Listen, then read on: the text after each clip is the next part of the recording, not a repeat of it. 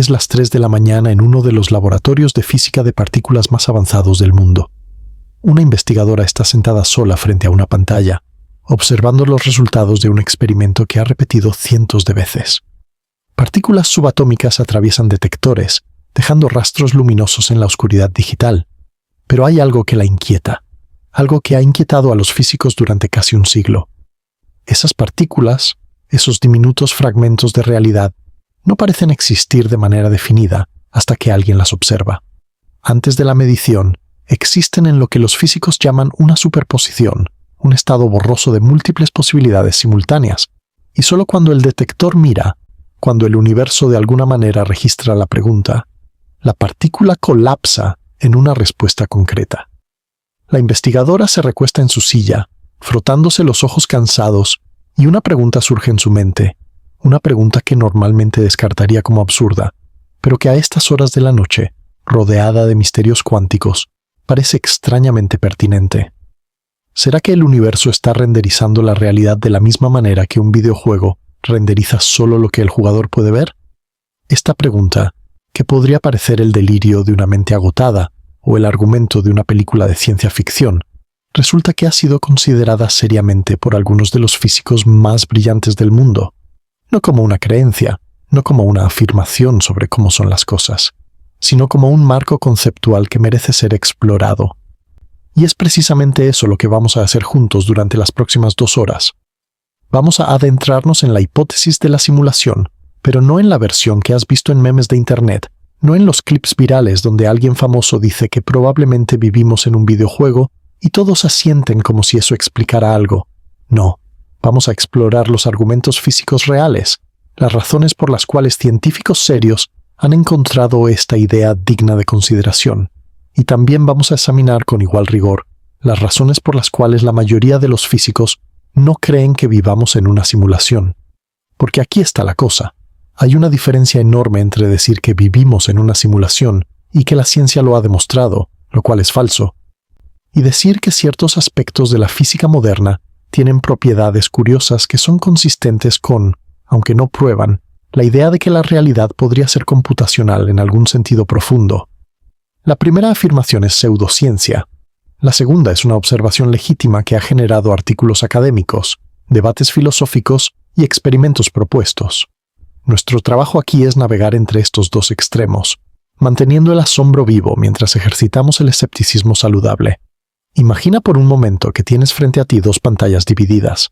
En una, ves un hilo de Reddit lleno de memes sobre la simulación, gente preguntando si los déjà vu son glitches en la Matrix, teorías improvisadas sobre por qué perdemos cosas y luego las encontramos en lugares obvios. En la otra pantalla, ves un artículo denso de física teórica, lleno de ecuaciones y referencias a límites de información, principios holográficos y computación cuántica.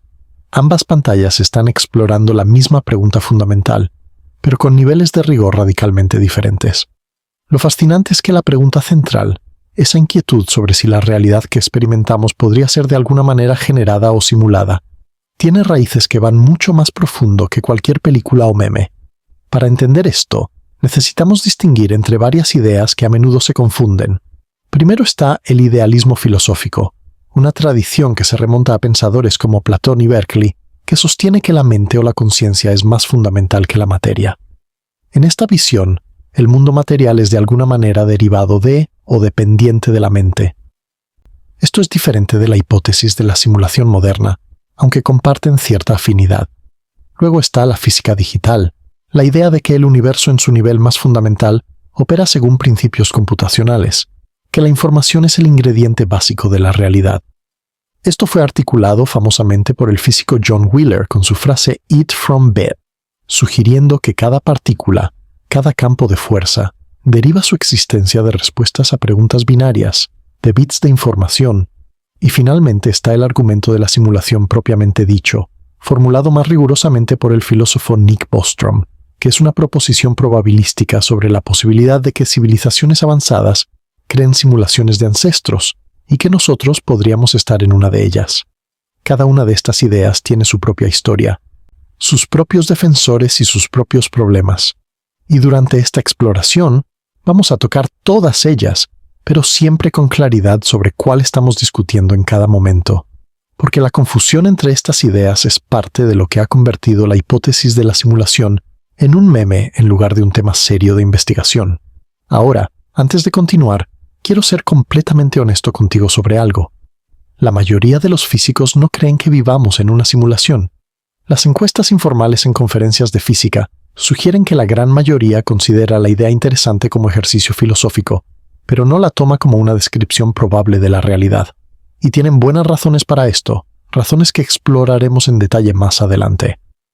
Pero lo fascinante es que cuando les preguntas por qué no creen en la hipótesis de la simulación, las razones que dan revelan suposiciones profundas sobre la naturaleza de la realidad, la conciencia y los límites del conocimiento científico. En otras palabras, incluso rechazar la hipótesis de la simulación requiere pensar cuidadosamente sobre algunas de las preguntas más fundamentales que podemos hacer. Así que eso es lo que vamos a hacer aquí. No vamos a tratar de convencerte de que vives en una simulación. Tampoco vamos a tratar de convencerte de que definitivamente no vives en una. Vamos a examinar los argumentos, los datos, las intuiciones y las objeciones, y vamos a dejarte con una apreciación más profunda de por qué esta pregunta, a pesar de su superficial conexión con la cultura pop, toca nervios muy reales en la física, la filosofía y nuestra comprensión de qué significa existir. Si eres alguien que disfruta explorar preguntas profundas con paciencia, donde seguimos la evidencia sin apresurarnos a conclusiones, considera suscribirte. Hacemos esto a menudo aquí, sosteniendo la complejidad sin forzar respuestas fáciles. Y si esto resuena contigo, un like ayuda a que más personas encuentren su camino hacia este tipo de conversación. Tomemos un momento para respirar. Nota tu conciencia ahora mismo, el hecho de que hay algo que es como ser tú, leyendo o escuchando estas palabras. Sea lo que sea esa conciencia, sea lo que sea esta experiencia que estás teniendo, es real para ti. Y eso es algo que ninguna teoría sobre la naturaleza de la realidad puede quitarte. Mantén esa certeza suave mientras navegamos por aguas más turbulentas. Comencemos ahora nuestro viaje hacia el corazón lógico del argumento de la simulación, tal como fue formulado por el filósofo Nick Bostrom en un artículo que cambiaría para siempre cómo pensamos sobre esta posibilidad. En el año 2003, un filósofo sueco llamado Nick Bostrom, trabajando en la Universidad de Oxford, publicó un artículo que causaría ondas a través de la física, la filosofía y eventualmente la cultura popular. El artículo se titulaba Are You Living in a Computer Simulation? Y su argumento era elegantemente simple, pero devastadoramente difícil de refutar. Bostrom no afirmaba que vivimos en una simulación. Lo que hacía era algo más sutil y en cierto modo más perturbador. Presentaba un trilema, 3 opciones de las cuales al menos una debe ser verdadera, y dejaba que el lector sacara sus propias conclusiones sobre cuál era más probable. Permíteme guiarte a través del argumento paso a paso, porque la precisión aquí importa.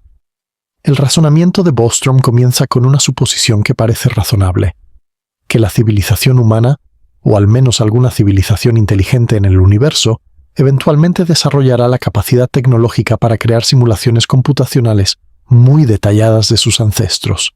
No estamos hablando de videojuegos simples, sino de simulaciones tan complejas y detalladas que los seres simulados dentro de ellas serían conscientes, tendrían experiencias subjetivas y no podrían distinguir su mundo simulado de un mundo físico real. Si esto suena como ciencia ficción extrema, considera que ya estamos en camino hacia este tipo de tecnología. Los videojuegos actuales son incomparablemente más complejos que los de hace 30 años. Las simulaciones neuronales están avanzando rápidamente. La inteligencia artificial está desarrollando capacidades que habrían parecido mágicas hace una década. Ahora, Bostrom argumenta que si tal tecnología es posible, y si civilizaciones avanzadas están interesadas en ejecutar este tipo de simulaciones, entonces el número de simulaciones que podrían correr sería astronómico. Imagina un futuro lejano donde una civilización posthumana tiene acceso a recursos computacionales casi ilimitados. Podrían correr no una, no 10, sino miles de millones de simulaciones de universos ancestrales, cada uno conteniendo miles de millones de seres conscientes que creen que su realidad es fundamental. En este escenario, por pura probabilidad, la gran mayoría de seres conscientes en el multiverso serían simulados, no originales. Y si tú eres un ser consciente sin acceso especial a información sobre tu estatus, La probabilidad sugiere que tú también eres probablemente simulado. Pero aquí es donde el trilema se vuelve interesante. Bostrom no afirma que definitivamente vivimos en una simulación. En cambio, dice que al menos una de las siguientes 3 proposiciones debe ser verdadera. Primera proposición: las civilizaciones casi siempre se extinguen o colapsan antes de alcanzar la capacidad de crear simulaciones ancestrales. Esta es la opción pesimista, sugiriendo que hay algún gran filtro, alguna catástrofe o limitación inevitable que previene que civilizaciones tecnológicas lleguen a este nivel de desarrollo.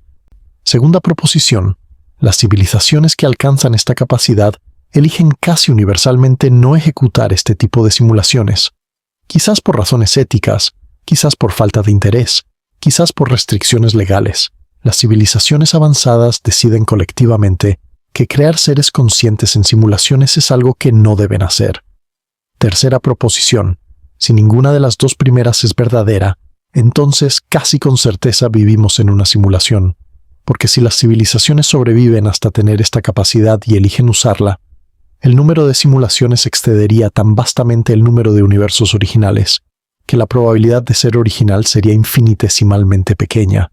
Imagina por un momento un vasto centro de datos del futuro, filas interminables de procesadores cuánticos zumbando suavemente, cada uno ejecutando universos enteros dentro de sus circuitos. En uno de esos universos simulados hay un planeta llamado Tierra, y en ese planeta hay seres que estudian física y se preguntan sobre la naturaleza de la realidad, sin tener idea de que son patrones de información ejecutándose en el sustrato computacional de una civilización incomprensiblemente avanzada. Esta imagen es perturbadora, pero el argumento de Bostrom nos obliga a tomarla en serio, o a explicar por qué una de las otras 2 opciones es más probable. Ahora, antes de que te dejes llevar por el vértigo existencial, necesitamos examinar las suposiciones enterradas en este argumento, porque como cualquier argumento filosófico, su validez depende de sus premisas, y algunas de estas premisas son profundamente controvertidas. La primera suposición crucial es lo que los filósofos llaman independencia del sustrato. Esta es la idea de que la conciencia, la experiencia subjetiva, puede existir en cualquier sistema suficientemente complejo que procese información de la manera correcta. No importa si ese sistema es un cerebro biológico hecho de neuronas húmedas, un procesador de silicio, o alguna tecnología computacional que aún no podemos imaginar.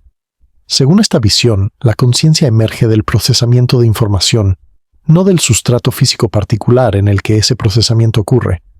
Es como decir que un programa de software puede correr igualmente bien en una computadora Mac, una PC o un servidor en la nube. El programa es el mismo independientemente del hardware, pero esta suposición, aunque popular entre muchos científicos cognitivos y filósofos de la mente, está lejos de ser probada. Algunos filósofos argumentan que la conciencia podría requerir propiedades específicas de la materia biológica, quizás relacionadas con la química del carbono o la estructura particular de las neuronas. Otros, como el filósofo John Searle, han argumentado que incluso si pudiéramos simular perfectamente el comportamiento de un cerebro, eso no significaría que habría alguien dentro experimentando algo. El famoso experimento mental de la habitación china sugiere que procesar información según reglas no es lo mismo que comprender o experimentar. Un hombre, encerrado en una habitación que sigue reglas para responder mensajes en chino, no entiende chino, aunque sus respuestas sean indistinguibles de las de un hablante nativo.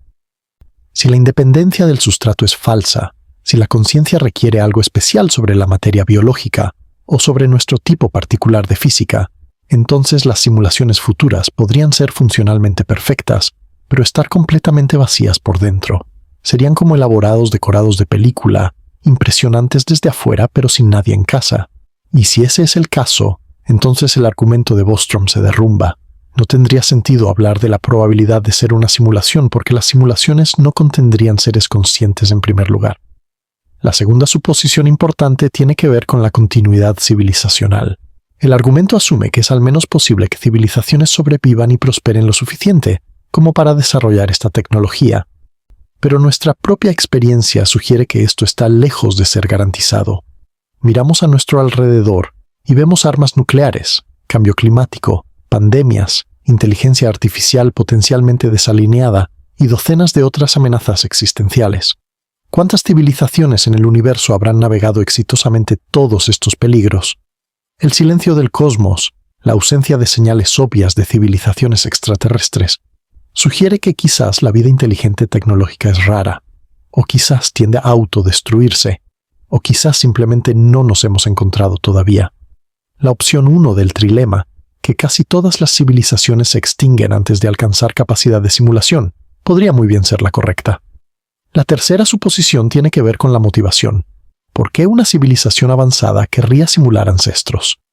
Bostrom sugiere varias razones: investigación histórica, entretenimiento, estudio de dinámicas sociales. Pero también podemos imaginar razones por las que elegirían no hacerlo. Quizás llegan a considerar éticamente inaceptable crear seres conscientes que inevitablemente sufrirían. Quizás pierden interés en su pasado evolutivo de la misma manera que nosotros no pasamos mucho tiempo simulando la vida de bacterias. Quizás desarrollan otros intereses que ni siquiera podemos imaginar. La opción 2 del trilema, que las civilizaciones capaces eligen no simular, no puede descartarse. Imagina ahora el artículo original de Bostrom, sus páginas densas con probabilidades condicionales y argumentos cuidadosamente construidos. En un punto hay una ecuación clave, una fórmula que intenta capturar la fracción de todos los observadores que viven en simulaciones. La fracción depende de la probabilidad de que las civilizaciones sobrevivan, de la proporción de supervivientes que corren simulaciones y del número promedio de simulaciones que corren. Si este último número es muy grande, como podría serlo con recursos computacionales avanzados, entonces la fracción de seres simulados se acerca a 1. Casi todos seríamos simulaciones. Pero lo que el artículo enfatiza, y lo que a menudo se pierde en las discusiones populares, es la estructura condicional del argumento. Bostrom no está diciendo que definitivamente vivimos en una simulación. Está diciendo que si rechazamos esa conclusión, debemos aceptar una de las otras dos opciones, y que cada una de ellas tiene implicaciones profundas para nuestra comprensión del futuro de la civilización y de la ética de crear mundos virtuales. Hay algo más que vale la pena notar aquí. El argumento de Bostrom es filosófico, no empírico. No ofrece predicciones que puedan ser probadas experimentalmente.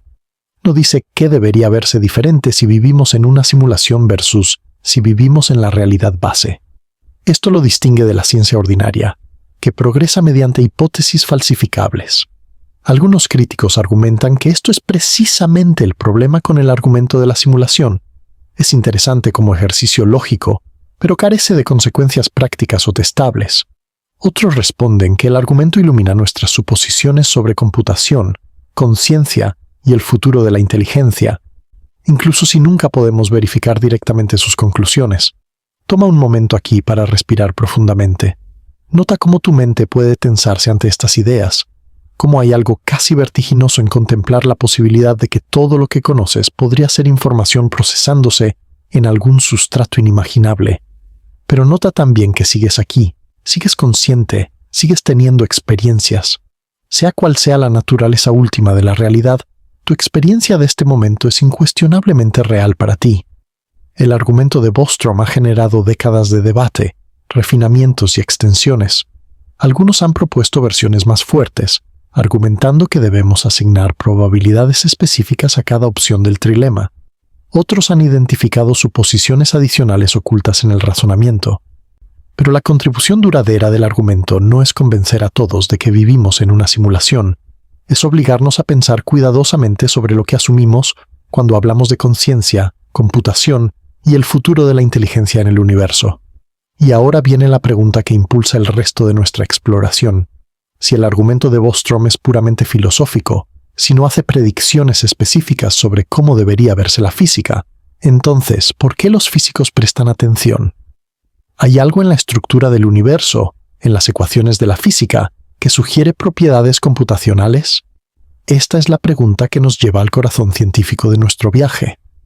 Vamos a adentrarnos ahora en algo verdaderamente fascinante: las razones por las cuales ciertos aspectos de la física fundamental parecen, al menos superficialmente, tener propiedades que uno esperaría encontrar en un sistema computacional. No estamos hablando aquí de pruebas, y quiero ser absolutamente claro sobre esto desde el principio. Ninguno de los fenómenos que vamos a discutir prueba que vivimos en una simulación. lo que hacen es mostrar por qué la pregunta no es tan absurda como podría parecer a primera vista, por qué algunos físicos encuentran la idea intrigante incluso cuando no la aceptan.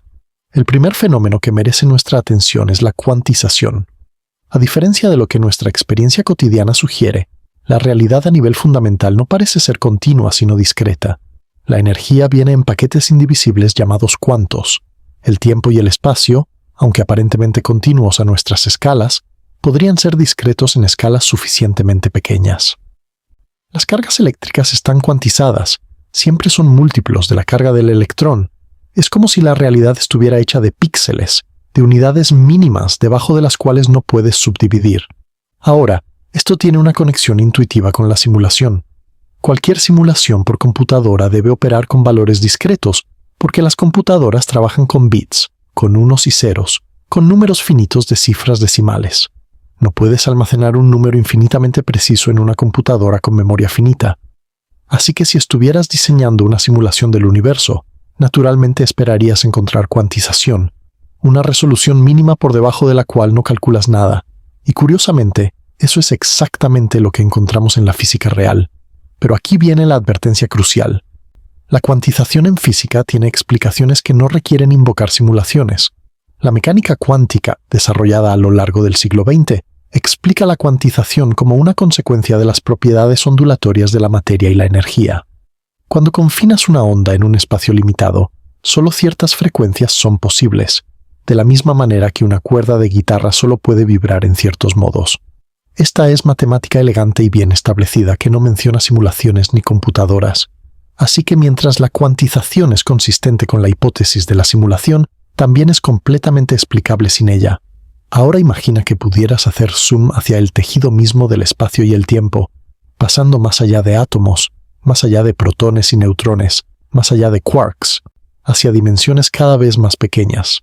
Eventualmente llegarías a una escala llamada la longitud de Planck, aproximadamente 10 a la menos 35 metros.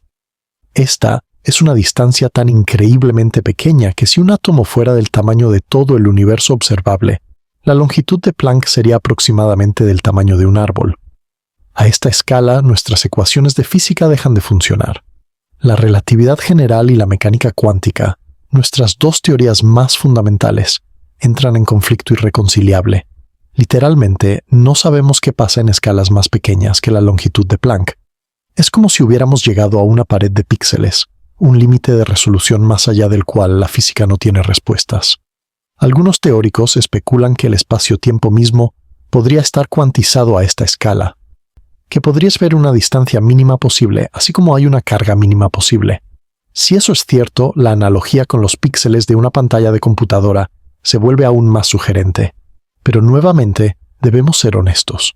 No tenemos evidencia experimental de la estructura del espacio-tiempo a la escala de Planck.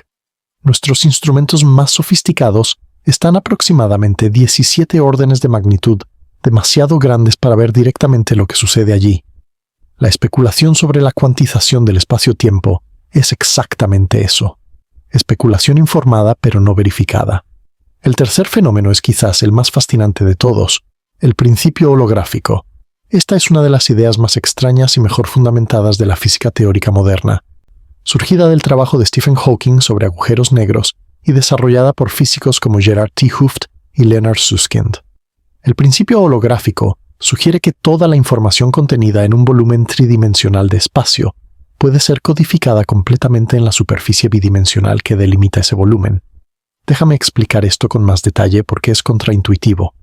Cuando miras a tu alrededor, ves un espacio tridimensional lleno de objetos. Parece obvio que para describir completamente todo lo que hay en una habitación, necesitarías especificar las posiciones y propiedades de todos los objetos en todo el volumen. Pero el principio holográfico sugiere que esta intuición podría estar equivocada. Toda esa información podría, en principio, estar codificada en una descripción bidimensional de las paredes de la habitación, como un holograma que contiene información tridimensional en una superficie plana. La evidencia más fuerte para esto viene de la física de agujeros negros. Cuando algo cae en un agujero negro, parece perderse para siempre. Pero Hawking demostró que los agujeros negros emiten radiación y eventualmente se evaporan. Esto creó una crisis. ¿Qué pasa con la información de todo lo que cayó? La resolución propuesta es que la información nunca se pierde realmente. Está codificada en la superficie del agujero negro, en su horizonte de eventos, y los cálculos muestran que la máxima cantidad de información que puede contenerse en cualquier región del espacio es proporcional no a su volumen, sino a su área superficial. Imagina el horizonte cosmológico, el borde del universo observable, una esfera de aproximadamente 46.000 millones de años luz de radio. Según el principio holográfico, toda la información de nuestro universo, cada partícula, cada campo de fuerza, cada evento, podría en principio ser codificada en esa superficie bidimensional. Es como si el universo tridimensional que experimentamos fuera una proyección, un holograma emergente de información codificada en una superficie lejana. Ahora, esto tiene una conexión tentadora con la simulación. Si toda la información del universo tiene un límite fundamental, si puede ser representada completamente por información finita codificada en una superficie, entonces el universo es, en cierto sentido, computacionalmente tratable. No requeriría recursos infinitos para simular. Pero nuevamente, el principio holográfico surge de la física fundamental, no de teorías de simulación. Es una consecuencia de cómo funciona la gravedad cuántica, según nuestro mejor entendimiento actual. Que sea consistente con la simulación no significa que la apoye específicamente. Esto nos lleva al concepto más profundo que subyace a todas estas observaciones, la idea de que la información podría ser el ingrediente fundamental de la realidad. El físico John Wheeler, uno de los grandes pensadores del siglo XX, encapsuló esta visión con su famosa frase "It from bit", es decir, todo lo que existe surge de bits de información. Según esta perspectiva, cuando preguntas ¿qué es una partícula a nivel fundamental?, la respuesta no es una pequeña bola de materia ni un paquete de energía, sino un patrón de información, un conjunto de respuestas a preguntas que podrían hacerse sobre ella. Esta visión es radical, pero tiene adherentes serios en la física contemporánea. El físico Seth Lloyd ha argumentado que el universo es, literalmente, una computadora cuántica, un sistema que procesa información según reglas cuánticas. No una computadora diseñada por alguien, sino un sistema cuyas propiedades fundamentales pueden entenderse en términos computacionales. Esto no es lo mismo que decir que vivimos en una simulación creada por alguien, pero sí sugiere que la realidad y la computación podrían estar más íntimamente conectadas de lo que nuestra intuición sugiere. Tengo curiosidad sobre algo antes de continuar. ¿La idea de que la realidad podría ser información a un nivel fundamental te parece intuitivamente correcta o te parece un error de categoría? Déjame un pensamiento en los comentarios. Los leo y genuinamente me interesa saber dónde te posicionas respecto a esto. Hay algo más que debemos considerar aquí, algo más sutil pero igualmente importante. Incluso si la realidad tiene propiedades que la hacen parecer computacional, propiedades como cuantización, límites de información y estructura holográfica, esto no significa necesariamente que sea una simulación en el sentido ordinario de esa palabra. Cuando decimos simulación, normalmente implicamos que hay un simulador, alguien o algo que creó y mantiene la simulación para algún propósito. Pero podría ser que la realidad sea computacional en algún sentido profundo, sin ser una simulación creada intencionalmente. Podría ser que la computación sea simplemente cómo es el universo a nivel fundamental, sin implicar un creador o un propósito externo. Esta distinción importa porque cambia las implicaciones existenciales. Si el universo es computacional porque esa es la naturaleza de la realidad fundamental, eso es fascinante pero no necesariamente perturbador. Es simplemente cómo son las cosas. Pero si el universo es una simulación creada intencionalmente, eso plantea preguntas adicionales sobre quién nos creó, por qué y qué podrían querer de nosotros. La física por sí sola no puede responder estas preguntas adicionales. Para eso necesitaríamos evidencia específica de intención o diseño, evidencia que actualmente no tenemos. Respira profundamente por un momento. Hemos cubierto mucho terreno conceptual, desde la cuantización de la energía hasta los límites de información holográficos, y la idea de que la realidad podría ser fundamentalmente informacional. Toma un momento para notar tu experiencia presente, la claridad de tu conciencia, el hecho de que estás aquí, ahora, procesando estas ideas.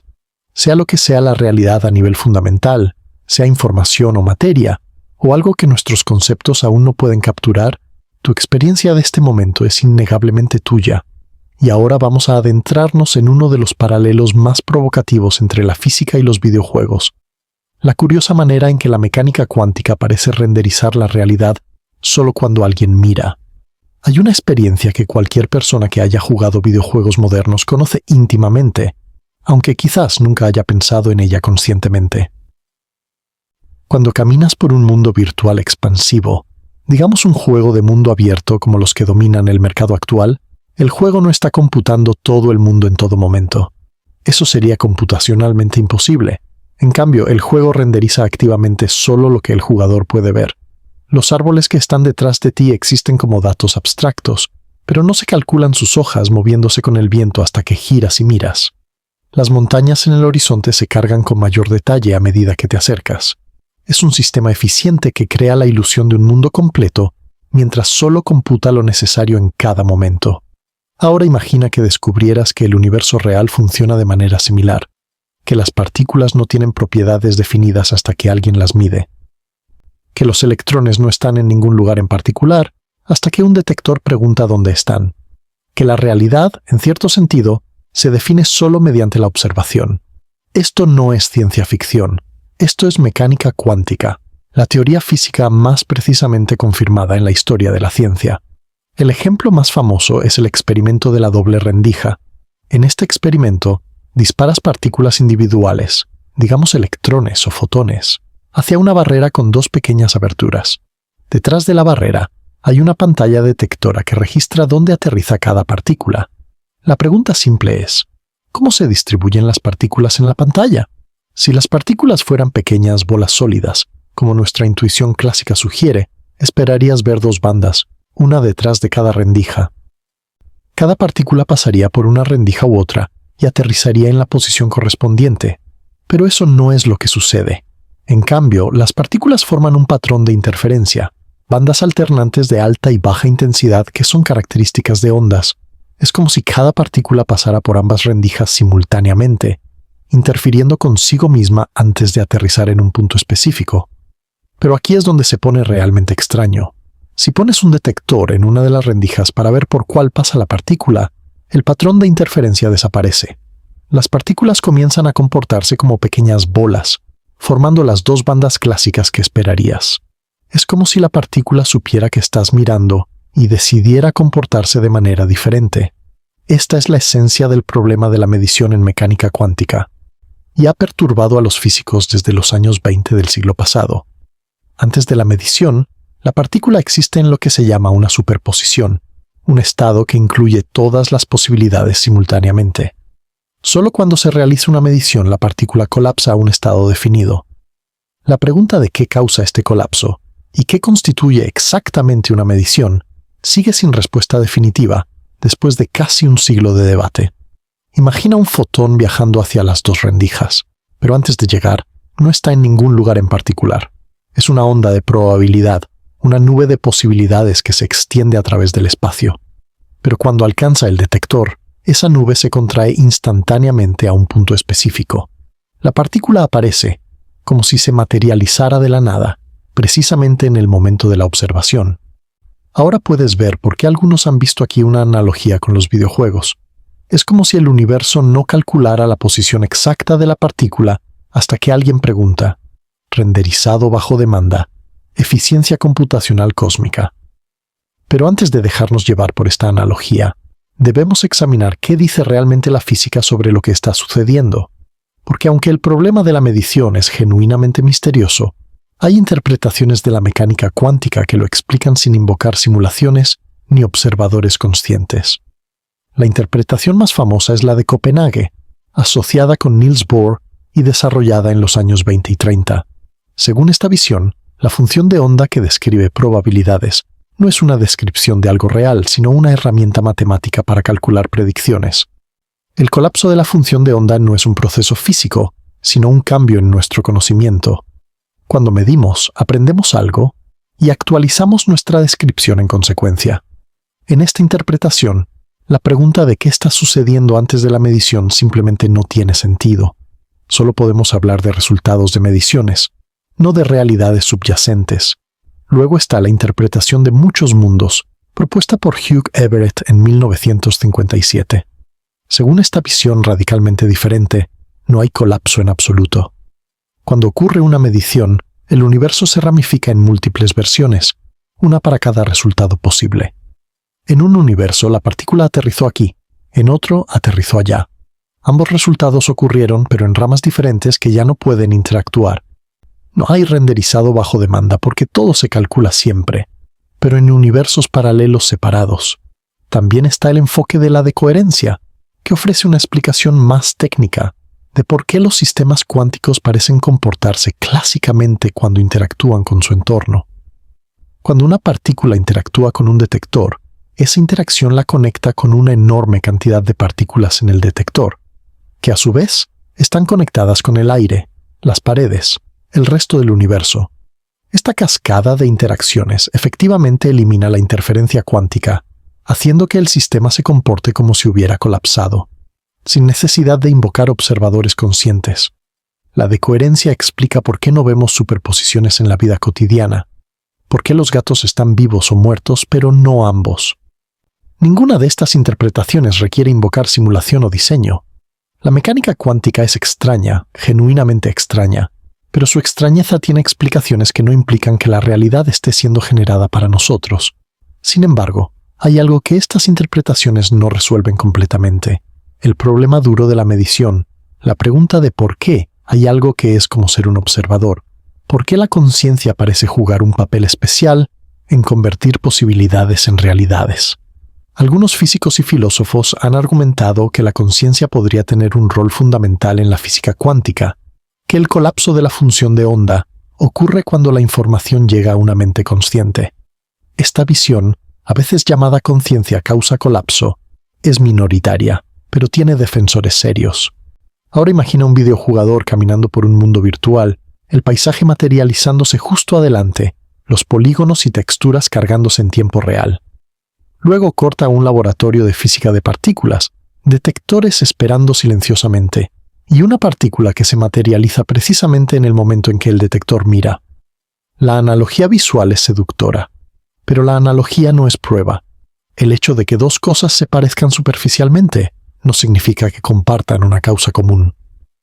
Lo que podemos decir con honestidad es esto: el problema de la medición en mecánica cuántica es genuino y no está resuelto de manera consensuada. Diferentes interpretaciones ofrecen diferentes explicaciones, algunas invocando muchos mundos, otras invocando actualización de información, otras invocando decoherencia ambiental. Ninguna ha sido experimentalmente verificada de manera que excluya a las otras, y aunque la analogía del renderizado es poéticamente atractiva, no constituye evidencia científica de simulación. Quizás la lección más profunda aquí no es que vivamos en un videojuego, sino que la realidad es más extraña de lo que nuestra intuición clásica sugiere. Crecimos en un mundo de objetos sólidos con propiedades definidas, y naturalmente asumimos que la física fundamental se comportaría de manera similar, pero no lo hace. A nivel cuántico, la realidad es probabilística, relacional, dependiente del contexto de maneras que desafían nuestra imaginación. Que esto se parezca a una simulación puede decirnos más sobre los límites de nuestras metáforas que sobre la naturaleza última de la realidad. Toma un momento para respirar. Cierra los ojos si lo deseas, solo por unos segundos. Nota que hay una experiencia aquí, ahora, un campo de conciencia en el que aparecen pensamientos, sensaciones, el sonido de estas palabras. Sea lo que sea ese campo, sea generado por neuronas o por código, o por algo que nuestros conceptos no pueden capturar, es el terreno en el que estás parado. No puedes salir de él para verificar su naturaleza desde afuera. Solo puedes experimentarlo desde dentro, y con esa reflexión, pasemos a considerar otra característica misteriosa de nuestro universo: el problema del ajuste fino, la inquietante precisión con la que las constantes físicas parecen estar calibradas para permitir la existencia de vida compleja. Existe un misterio en el corazón de la cosmología que ha perturbado a físicos y filósofos durante décadas. Un misterio que algunos han utilizado como evidencia de diseño, otros como evidencia de multiverso, y algunos como sugestivo de simulación. Es el problema del ajuste fino, y para entenderlo, necesitamos adentrarnos en los números más fundamentales del universo. Cuando los físicos describen el universo, sus ecuaciones contienen ciertos números que no pueden ser derivados de principios más profundos. Simplemente tienen los valores que tienen, y nadie sabe por qué.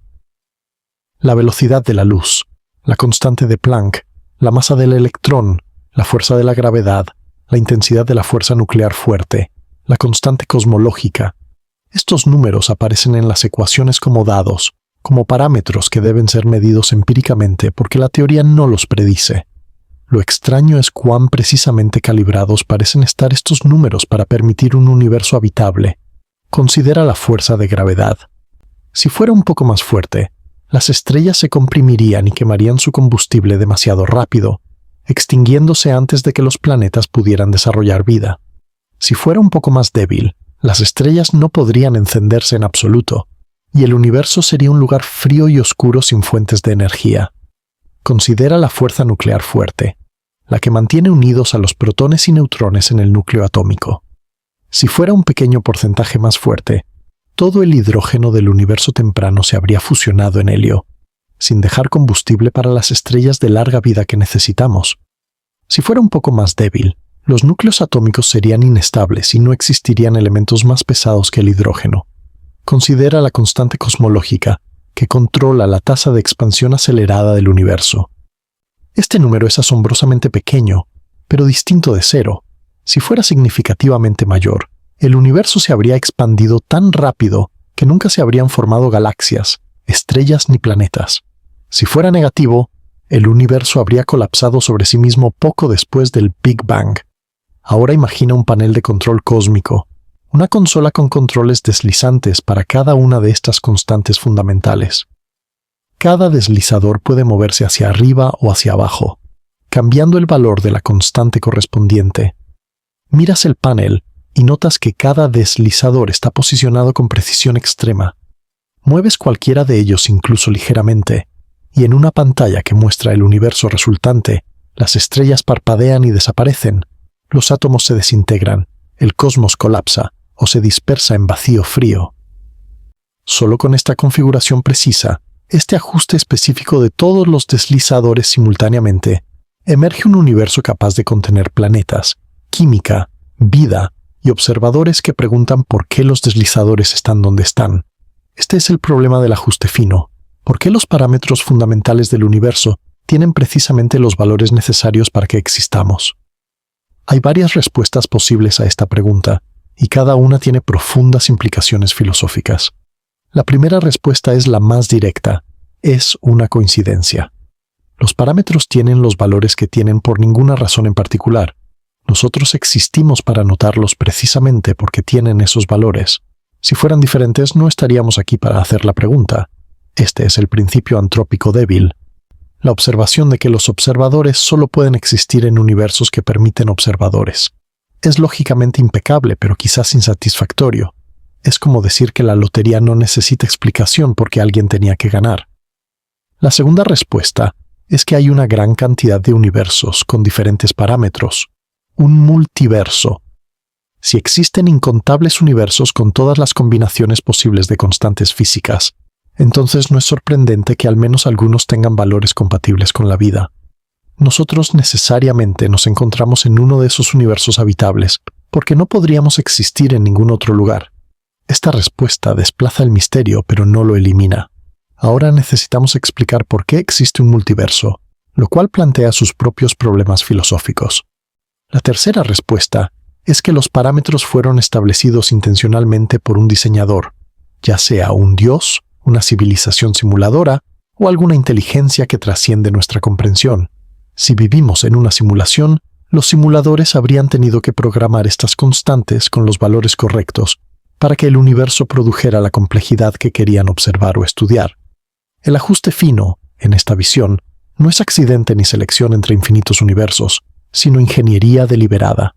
Imagina ahora un arreglo infinito de universos burbujeantes, cada uno con su propia configuración de constantes, sus propias leyes, sus propios destinos. En la inmensa mayoría, nada interesante sucede. Materia que no puede formar estructuras, fuerzas que no pueden producir química, expansiones o colapsos que no permiten tiempo para la evolución. Pero en unos pocos los números se alinean, y dentro de esos pocos surgen observadores que se maravillan de su improbable existencia. Nos encontramos en uno de esos universos afortunados, simplemente porque no podríamos encontrarnos en ningún otro lugar. Cada una de estas explicaciones tiene defensores serios en la comunidad científica y filosófica. La hipótesis del multiverso es tomada en serio por muchos cosmólogos, especialmente aquellos que trabajan en inflación eterna y teoría de cuerdas, donde múltiples universos emergen naturalmente de las ecuaciones. La explicación del diseño ha sido adoptada por teólogos y algunos científicos religiosos, aunque la mayoría de los físicos la rechazan como no científica. Y la hipótesis de la simulación ofrece una versión tecnológica de la explicación del diseño, donde el diseñador no es divino sino simplemente muy avanzado tecnológicamente. Lo importante aquí es reconocer que el ajuste fino es una observación empírica, no una inferencia filosófica. Los valores de las constantes realmente están ajustados de manera extremadamente precisa para la vida. Lo que es filosófico es qué conclusiones extraemos de este hecho, y diferentes personas razonables extraen conclusiones diferentes. Algunos argumentan que la simulación es la explicación más parsimoniosa porque no requiere invocar infinitos universos inobservables ni divinidades sobrenaturales. Solo requiere que civilizaciones tecnológicas suficientemente avanzadas sean posibles y estén interesadas en crear simulaciones, lo cual parece más plausible que las alternativas metafísicas. Otros argumentan que la simulación no explica nada, porque simplemente desplaza la pregunta un nivel. ¿Por qué el universo de los simuladores tiene las propiedades correctas para que ellos existan y creen simulaciones? Aquí es donde me encantaría saber tu opinión. Cuando consideras el ajuste fino del universo, ¿qué explicación te atrae más? ¿Multiverso? ¿Simulación? ¿Alguna física futura que aún no hemos descubierto? ¿O algo completamente diferente? No hay una respuesta correcta aquí. Solo deja tu intuición honesta en los comentarios, y si quieres, menciona por qué. Hay una dimensión adicional del problema del ajuste fino que vale la pena explorar.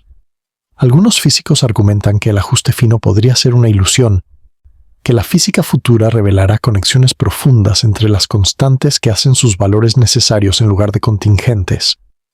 En esta visión, cuando tengamos una teoría completa de todo, entenderemos por qué las constantes no podrían haber sido diferentes. No hay ajuste porque no hay deslizadores para mover. Los valores están fijados por la estructura matemática de la realidad misma. Esta es una posibilidad genuina que no puede descartarse. Nuestra comprensión actual de la física es incompleta.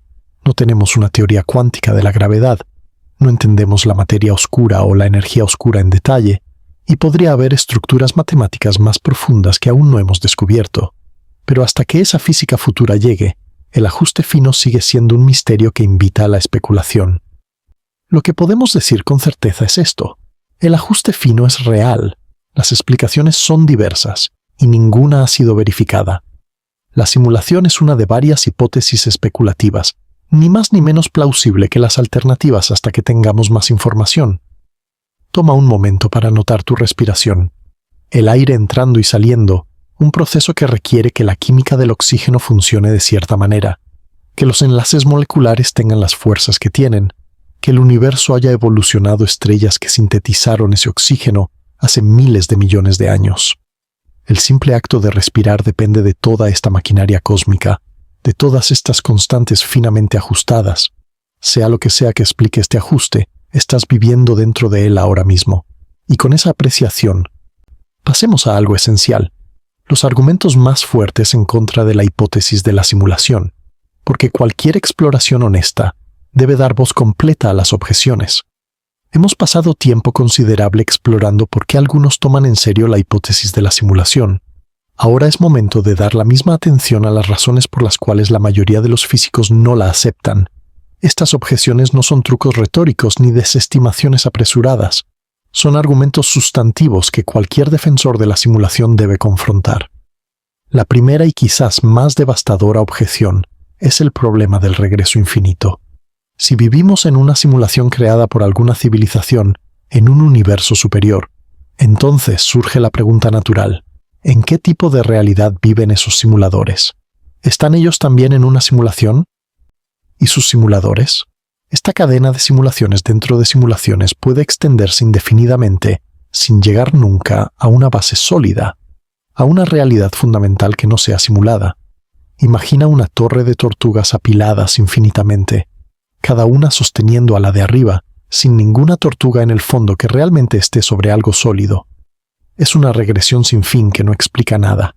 Si cada nivel de realidad es una simulación de un nivel superior, ¿cuál es el nivel fundamental? Y si no hay nivel fundamental, ¿cómo se sostiene todo el edificio? Algunos defensores de la simulación intentan resolver esto postulando que debe haber una realidad base en algún punto, un nivel de simuladores que no están ellos mismos simulados. Pero esto parece arbitrario. ¿Por qué debería la cadena detenerse en algún punto particular? Y si aceptamos que hay una realidad base, entonces estamos admitiendo que la realidad no simulada es posible, lo cual debilita el argumento probabilístico de que es más probable ser simulado que real. La segunda objeción es el problema del sustrato, que ya mencionamos pero que merece elaboración. El argumento de la simulación asume que la conciencia puede ser implementada en cualquier sistema computacional suficientemente complejo. Pero no tenemos evidencia de que esto sea verdad. Hasta donde sabemos, la conciencia solo ha surgido en cerebros biológicos, sistemas de carbono húmedo con estructuras específicas desarrolladas a lo largo de millones de años de evolución. Podría ser que haya algo especial sobre la materia biológica, sobre la química del carbono, sobre la estructura neuronal, que es esencial para la conciencia y que no puede ser replicado en silicio o en cualquier otro sustrato computacional. Si esto es cierto, entonces incluso la simulación más perfecta funcionalmente sería un zombi filosófico, un sistema que actúa como si fuera consciente pero que carece de experiencia interna. Y si las simulaciones no contienen seres conscientes, entonces no tiene sentido preguntarse si somos simulaciones conscientes. Es cierto que no podemos probar que la conciencia requiere biología, pero tampoco podemos probar que no la requiere. El argumento de la simulación asume sin justificación algo que es profundamente controversial en filosofía de la mente. La tercera objeción es quizás la más técnica, pero también la más poderosa: los límites de recursos computacionales. Simular un universo como el nuestro, con sus aproximadamente 10 a la 80 partículas, sus interacciones cuánticas, su estructura espacio-temporal, sería computacionalmente demandante a un nivel casi inconcebible. Imagina intentar simular una computadora dentro de otra computadora con fidelidad perfecta. Si la simulación es verdaderamente perfecta, si cada partícula de la computadora simulada está siendo rastreada, la computadora que hace la simulación necesitaría ser significativamente más poderosa que la computadora siendo simulada. Ahora extiende esto a un universo entero. El universo contiene una cantidad asombrosa de información, y simular esa información con precisión cuántica requeriría recursos que podrían exceder lo que cualquier computadora física podría contener. Algunos han intentado sortear este problema sugiriendo que la simulación podría usar atajos, calculando solo lo necesario, comprimiendo información, renderizando bajo demanda como un videojuego. Pero si la simulación tiene atajos, deberían ser detectables, y los físicos que buscan estas anomalías no han encontrado evidencia convincente de ellas. Hay un argumento relacionado basado en la termodinámica. Cualquier computación genera calor, es una consecuencia de las leyes de la física. Una simulación del tamaño del universo generaría cantidades astronómicas de calor en el universo del simulador. ¿Cómo se disiparía ese calor? ¿Cuánta energía se necesitaría? Los números sugieren que simular nuestro universo con fidelidad podría requerir más recursos de los que un universo físico podría proporcionar. La cuarta objeción es filosófica pero importante: la no falsificabilidad. Una hipótesis científica debería hacer predicciones que puedan ser probadas experimentalmente. Si la predicción falla, la hipótesis es falsificada, pero la hipótesis de la simulación, en la mayoría de sus formulaciones, no hace predicciones claras que puedan ser probadas. Si encontramos una anomalía en la física, podríamos atribuirla a la simulación, pero también podríamos atribuirla a física que aún no entendemos. Si todo funciona perfectamente, podríamos decir que la simulación está bien programada. No hay resultado experimental que pudiera refutar la hipótesis. Y si nada puede refutarla, ¿es realmente una hipótesis científica o es más bien una proposición metafísica, interesante pero fuera del alcance del método científico? Algunos científicos argumentan que hay propuestas para hacer la hipótesis testeable, como buscar patrones en los rayos cósmicos que indicarían límites computacionales en la simulación. Pero estas propuestas son especulativas y hasta ahora no han producido resultados positivos.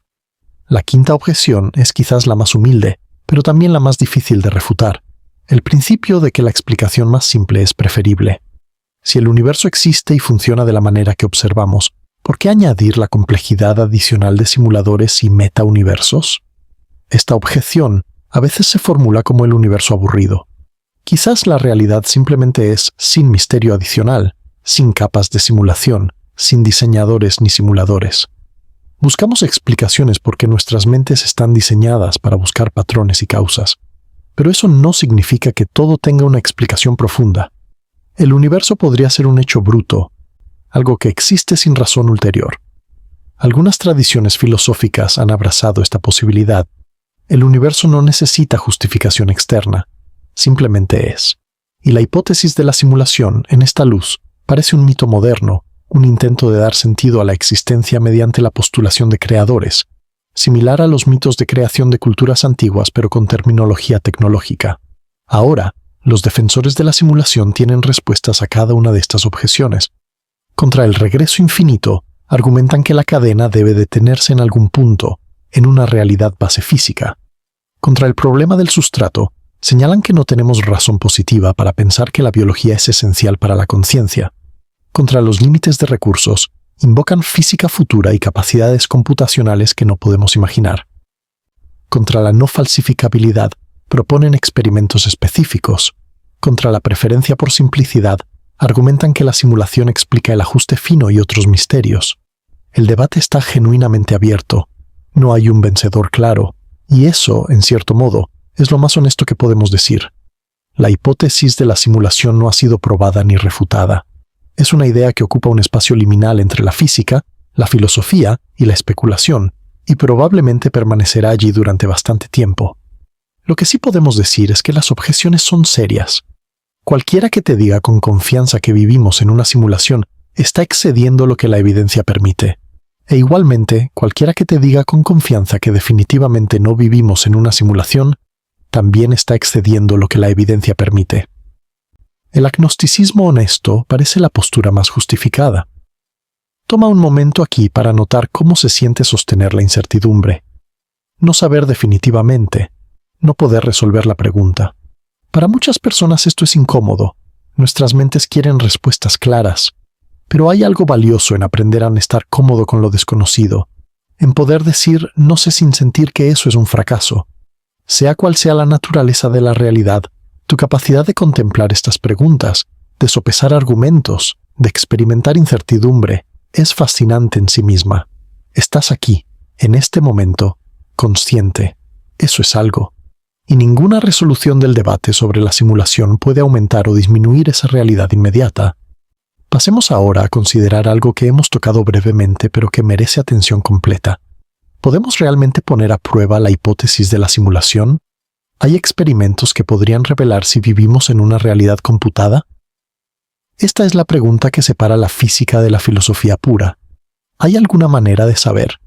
Y aunque la respuesta corta es que hasta ahora no hemos encontrado evidencia, hay intentos serios que vale la pena examinar. La idea más evocadora es la búsqueda de glitches, anomalías en la realidad que podrían revelar las costuras de la simulación, los lugares donde el código tiene errores, o donde los recursos computacionales se agotan. Si vivimos en un videojuego cósmico, razonamos. Quizás podríamos encontrar los equivalentes de texturas que fallan o físicas que se comportan de manera extraña cuando el sistema está sobrecargado. Pero aquí hay un problema fundamental. ¿Cómo distinguirías un glitch de la simulación de un fenómeno físico que simplemente no entendemos? Cuando los científicos del siglo XIX encontraban anomalías en las órbitas planetarias, no concluyeron que vivían en una simulación. Buscaron física más profunda y eventualmente encontraron la relatividad general. Cualquier anomalía que encontremos hoy probablemente tendría la misma ambigüedad. Podría ser evidencia de simulación, pero también podría ser evidencia de física que aún no hemos descubierto. Un intento más específico vino en 2012 de un grupo de físicos liderado por Silas Bean en la Universidad de Bonn. Propusieron una prueba basada en una observación técnica sobre simulaciones de física, conocida como cromodinámica cuántica de red. Cuando los físicos simulan partículas subatómicas en computadoras, no pueden simular el espacio continuo. Tienen que discretizarlo en una red, como una cuadrícula tridimensional. Esta discretización deja huellas sutiles en los resultados. Las partículas simuladas se comportan ligeramente diferente en ciertas direcciones debido a la estructura de la red. Binet y sus colegas argumentaron que si nuestro universo es una simulación similar, y si los simuladores usaron una red lo suficientemente tosca, podríamos detectar efectos análogos en los rayos cósmicos que llegan a la Tierra. Específicamente, los rayos cósmicos de muy alta energía podrían mostrar una distribución direccional no isotrópica, llegando preferentemente de ciertas direcciones correspondientes a los ejes de la red subyacente. Imagina un rayo cósmico atravesando el espacio intergaláctico, una partícula subatómica viajando a velocidades cercanas a la luz. Eventualmente golpea un límite invisible, un techo de energía impuesto por alguna regla oculta en la estructura del universo. Su energía queda limitada, como si hubiera una restricción programada que no permite que nada vaya más allá. La idea es elegante, pero tiene problemas significativos. Primero, asume que los simuladores usarían el mismo tipo de técnica de discretización que nosotros usamos, lo cual es una suposición enorme. Segundo, cualquier anomalía que encontremos podría explicarse por física nueva en lugar de simulación. Tercero, hasta ahora, las observaciones de rayos cósmicos ultraenergéticos no han mostrado la asimetría predicha. Hay otro límite observado en rayos cósmicos que a veces se menciona en este contexto: el límite GZK, nombrado por los físicos Grayson, Satsepin y Kuzmin. Este límite establece una energía máxima que los rayos cósmicos pueden tener cuando viajan distancias cosmológicas, debido a interacciones con la radiación de fondo de microondas. Algunos han especulado que este límite podría ser evidencia de un tope computacional en la simulación. Pero esta interpretación es problemática porque el límite GCCI tiene una explicación física perfectamente buena que no requiere simulación. Los protones ultraenergéticos pierden energía al interactuar con fotones del fondo cósmico de microondas mediante un proceso bien entendido. El límite no es arbitrario. Surge de física conocida. Usarlo como evidencia de simulación sería como usar la velocidad de la luz como evidencia de simulación porque es un límite que la realidad impone. Imagina ahora un programador buscando bugs en un universo procedural, verificando líneas de código, revisando las físicas simulada en busca de inconsistencias.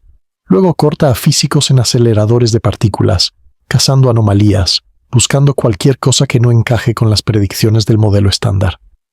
La búsqueda es similar en espíritu, pero radicalmente diferente en interpretación. Los programadores saben que hay código. Los físicos no saben si hay algo análogo a código en el nivel fundamental de la realidad. Hay propuestas más exóticas también. Algunos han sugerido buscar patrones matemáticos específicos en las constantes físicas que indicarían diseño, como la presencia de números irracionales o patrones numéricos particulares. Otros han propuesto buscar señales ocultas en la radiación cósmica de fondo, mensajes dejados por los simuladores. Otros más han sugerido que si encontramos que vivimos en un holograma, es decir, si el principio holográfico se confirma experimentalmente, esto sería sugestivo de simulación. Pero todas estas propuestas enfrentan el mismo problema fundamental. Cualquier cosa que encontremos podría tener explicaciones alternativas. Si encontramos patrones en las constantes, podrían surgir de física más profunda. Si encontramos señales en el cosmos, podrían ser naturales. Si confirmamos el principio holográfico, eso sería fascinante por sus propios méritos, pero no probaría simulación. Esto nos lleva al corazón del problema de falsificabilidad. Una hipótesis científica robusta debería poder especificar qué observaciones la refutarían. Si la hipótesis de la simulación dijera, si observamos X, entonces no vivimos en una simulación, tendríamos algo que buscar. Pero la hipótesis es lo suficientemente flexible para acomodar casi cualquier observación. Si el universo funciona perfectamente, la simulación está bien programada. Si encontramos anomalías, son glitches. Si no encontramos nada, los simuladores ocultan sus huellas.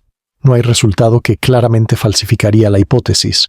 Algunos defensores de la simulación han intentado articular condiciones de falsificación.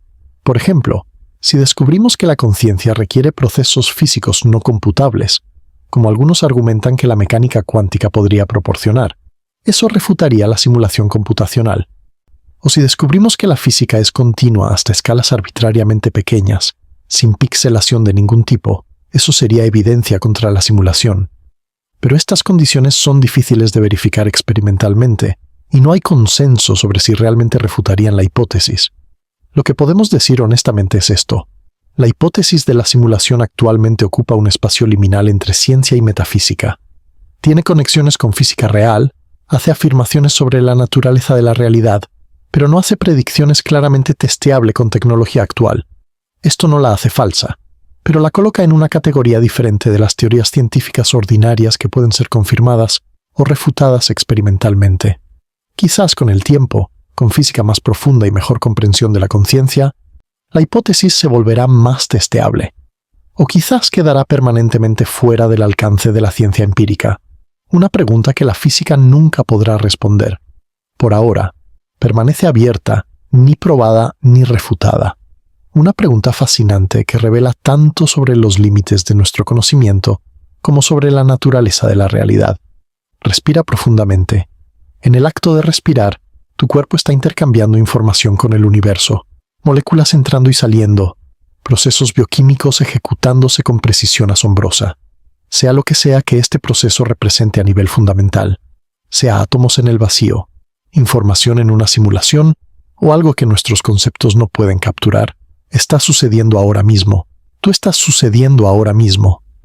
Y eso es algo que ninguna cantidad de especulación sobre simulaciones puede invalidar. Y ahora, pasemos a una pregunta aún más profunda que ha permanecido al acecho a lo largo de toda nuestra discusión. Si viviéramos en una simulación, ¿seríamos realmente conscientes? Esta pregunta nos lleva al corazón del misterio de la mente.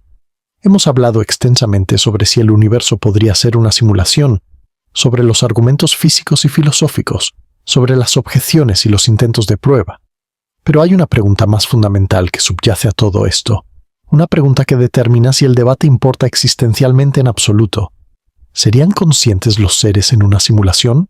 Esta no es una pregunta técnica sobre computación, es la pregunta más profunda en filosofía de la mente, conocida como el problema duro de la conciencia. Y sin abordarla, no podemos evaluar verdaderamente las implicaciones de la hipótesis de la simulación. Permíteme primero distinguir entre lo que los filósofos llaman el problema fácil y el problema duro de la conciencia. Los problemas fáciles son en realidad bastante difíciles, pero son fáciles en el sentido de que sabemos qué tipo de respuesta buscar. Incluyen preguntas como ¿cómo procesa el cerebro información visual?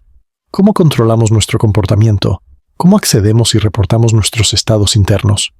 Estas son preguntas sobre funciones, sobre lo que el cerebro hace, y en principio pueden responderse mediante neurociencia detallada. El problema duro es diferente.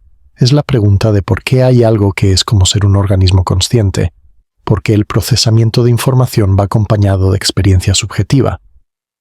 ¿Por qué, cuando ves el color rojo, hay una cualidad particular de esa experiencia, una rojez sentida, en lugar de solo procesamiento funcional sin nadie en casa para experimentarlo? Imagina dos seres, uno que procesa información visual exactamente como tú, que responde a estímulos, que dice las mismas palabras, que actúa idénticamente, pero que no tiene ninguna experiencia interna. Es lo que los filósofos llaman un zombi filosófico, funcionalmente idéntico a un ser consciente, pero sin la luz interior de la experiencia. El problema duro pregunta, ¿qué hace que tú no seas un zombi? ¿Qué añade la experiencia al procesamiento? Este problema es directamente relevante para la simulación porque si la conciencia puede reducirse completamente a funciones computacionales, entonces en principio cualquier sistema que realice esas funciones sería consciente. Pero si la conciencia requiere algo más que función, algo sobre el sustrato físico particular o sobre propiedades que la computación no puede capturar, entonces las simulaciones podrían ser zombis perfectos, indistinguibles de seres conscientes desde afuera, pero vacíos por dentro. Hay varias posiciones filosóficas sobre este problema, y cada una tiene implicaciones diferentes para la hipótesis de la simulación. El funcionalismo es la posición más favorable a la simulación. Sostiene que los estados mentales son definidos por su rol funcional, por lo que hacen, no por lo que están hechos. Si algo procesa información de la manera correcta, responde a estímulos apropiadamente, tiene los estados internos correctos, entonces es consciente, independientemente de si está hecho de neuronas, silicio o algo completamente diferente. Para el funcionalista, la pregunta de si una simulación sería consciente tiene una respuesta clara. Sí, siempre que realice las funciones correctas. Pero el funcionalismo enfrenta desafíos significativos. El experimento mental más famoso es la habitación china de John Searle. Imagina una persona encerrada en una habitación que no habla chino. Recibe tarjetas con caracteres chinos, consulta un libro de reglas enormemente detallado y produce tarjetas de respuesta en chino. Desde afuera, la habitación parece entender chino perfectamente. Las respuestas son indistinguibles de las de un hablante nativo, pero la persona adentro no entiende nada de chino, solo está manipulando símbolos según reglas. Sear le argumenta que esto es exactamente lo que hacen las computadoras. Manipulan símbolos sin comprenderlos, y si es así, entonces ninguna simulación, sin importar cuán compleja, tendría verdadera comprensión o verdadera experiencia. Serían habitaciones chinas elaboradas, produciendo outputs que parecen conscientes pero sin nadie adentro experimentando nada. Contra esto, los defensores del funcionalismo argumentan que el experimento de la habitación china confunde niveles de análisis. La persona no entiende chino, pero quizás el sistema completo, incluyendo las reglas, la habitación, todo sí lo entiende. Igualmente, una neurona individual no entiende nada, pero el cerebro completo sí. Hay otra posición filosófica relevante, el naturalismo biológico. Esta es la visión de que la conciencia surge de procesos biológicos específicos, no de funciones abstractas. Searle mismo sostiene esta posición. Según él, hay algo sobre la química del carbono, sobre las propiedades causales específicas de las neuronas que produce conciencia, y estas propiedades no pueden ser replicadas simplemente ejecutando programas de computadora.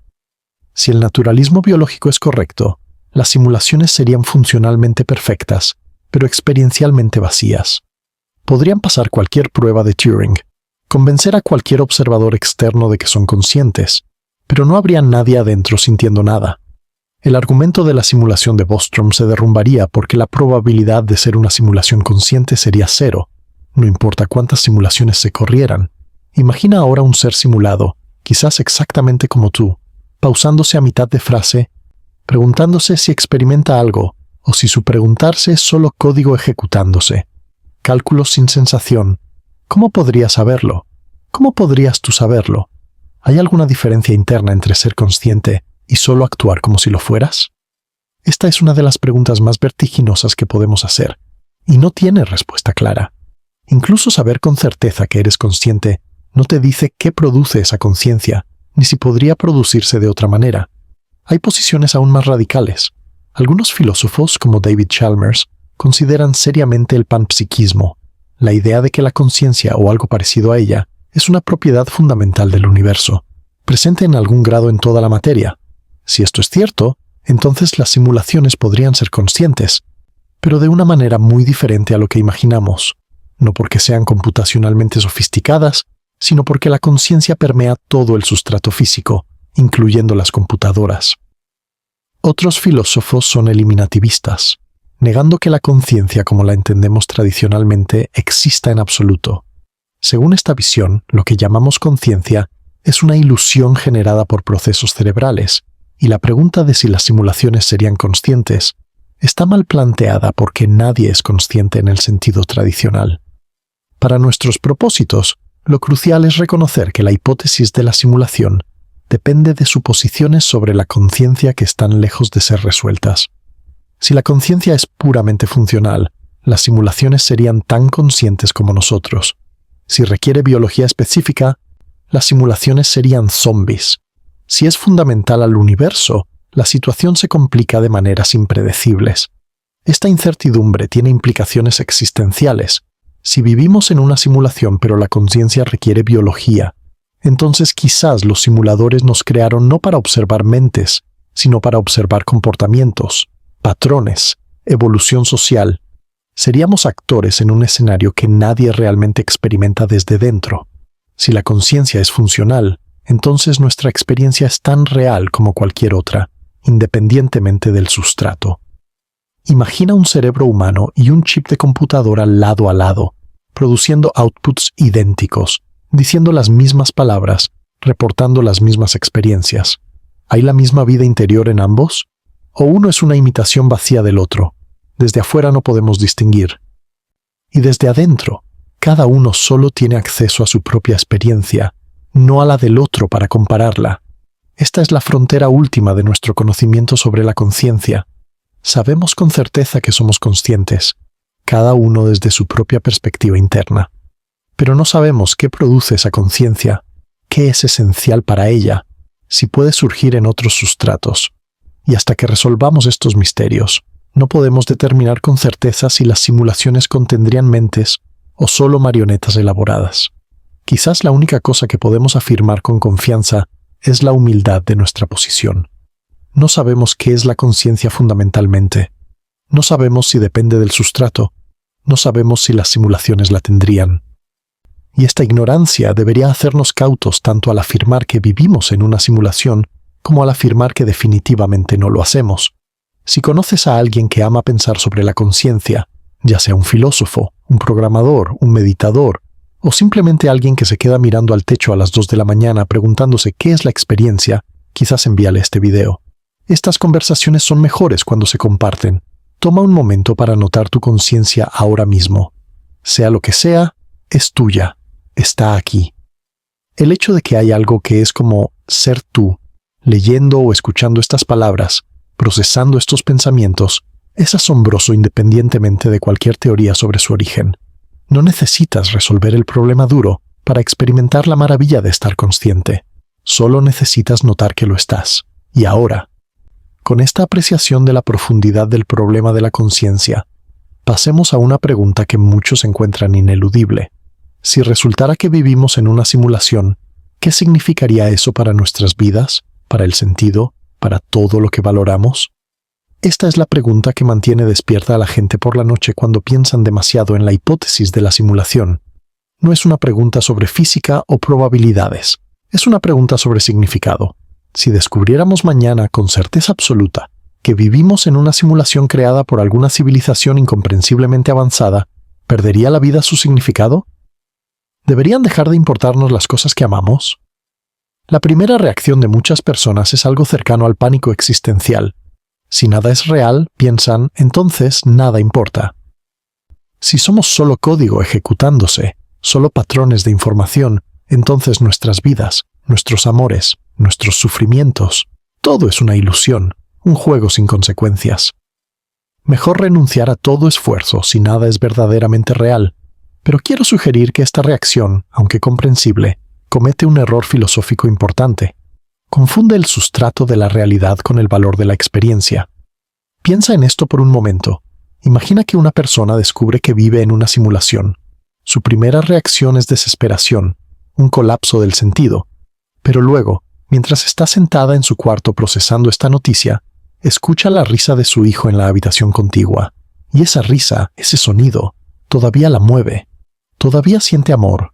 Todavía siente que hay algo precioso en ese momento, en esa relación, en esa experiencia. ¿Por qué debería cambiar eso solo porque el sustrato subyacente es diferente de lo que imaginaba? El filósofo Robert Nozick propuso un famoso experimento mental llamado la máquina de experiencias. Imagina que los científicos inventan una máquina que puede darte cualquier experiencia que desees. Puedes conectarte y vivir como si fueras un aventurero famoso, un amante apasionado, un artista genial, cualquier vida que elijas, con experiencias completamente convincentes. Te conectarías permanentemente. Muchas personas dicen que no. Quieren que sus experiencias estén conectadas con la realidad de alguna manera, no solo ser experiencias en el vacío. Pero nota que si vivimos en una simulación, ya estamos en algo análogo a la máquina de experiencias, y la mayoría de nosotros encontramos nuestras vidas significativas a pesar de ello. Hay algo más profundo aquí. El valor de la experiencia no parece depender del sustrato que la genera. Cuando amas a alguien, el amor no es menos real porque los sentimientos están generados por neuronas en lugar de por alguna sustancia inmaterial. Cuando disfrutas una puesta de sol, el placer no es menos genuino porque puedes explicarlo en términos de fotones y respuestas retinales. El hecho de que podamos dar explicaciones físicas de nuestras experiencias no las invalida. Igualmente, si las explicaciones físicas resultaran ser, ellas mismas, simulaciones, eso añadiría otra capa de explicación pero no eliminaría la experiencia siendo explicada. El amor seguiría siendo amor, el dolor seguiría siendo dolor, la belleza seguiría siendo belleza. Muchas tradiciones filosóficas y espirituales han sostenido durante milenios que la realidad ordinaria es, en algún sentido, ilusoria. En el hinduismo, el concepto de Maya sugiere que el mundo material es una ilusión que oculta la realidad más profunda de Brahman. En el budismo, Las enseñanzas sobre la naturaleza vacía de los fenómenos enfatizan que las cosas no tienen la existencia sólida y la independiente que les atribuimos. En el platonismo, el mundo de los sentidos es una sombra de las formas verdaderas que existen en un reino más real. En el taoísmo, hay tradiciones que ven la vida como un sueño dentro de un sueño. Ninguna de estas tradiciones ha concluido que, por lo tanto, nada importa. Al contrario, muchas argumentan que reconocer la naturaleza ilusoria de la realidad ordinaria puede liberar, permitiéndonos relacionarnos con la experiencia de manera más sabia, con menos apego y más apertura. Imagina ahora un monje meditando sobre la naturaleza ilusoria de la realidad, completamente en paz con ideas que aterrorizan a los materialistas modernos cuando se presentan en terminología tecnológica. Ya ha hecho las paces con la posibilidad de que la realidad no sea lo que parece, y desde esa paz todavía actúa con compasión, todavía valora el alivio del sufrimiento, todavía encuentra belleza en el mundo que puede ser ilusorio. Hay otro ángulo aquí que vale la pena considerar: la dimensión ética.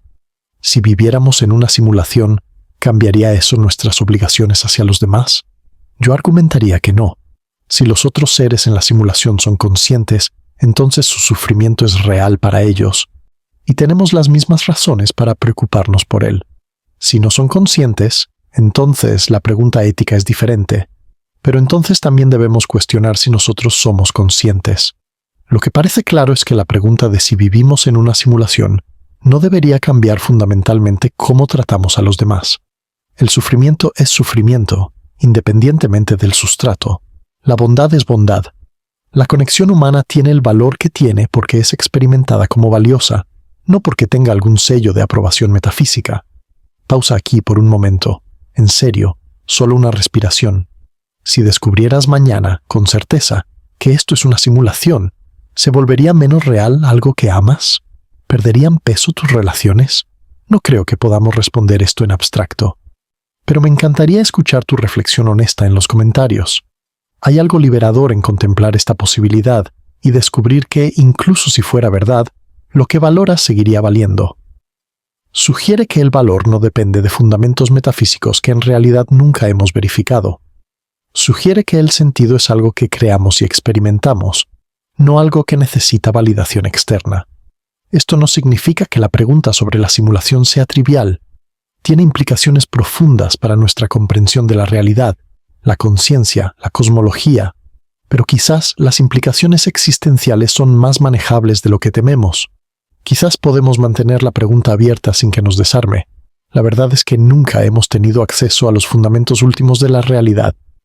Nunca hemos verificado directamente que la materia existe independientemente de la observación, que el tiempo fluye de la manera que imaginamos, que otras mentes existen como la nuestra. Vivimos sobre capas de suposiciones no verificadas, y siempre lo hemos hecho. Si resulta que hay una capa más, simuladores creando nuestro universo, eso añade a la complejidad, pero no cambia fundamentalmente nuestra situación epistemológica.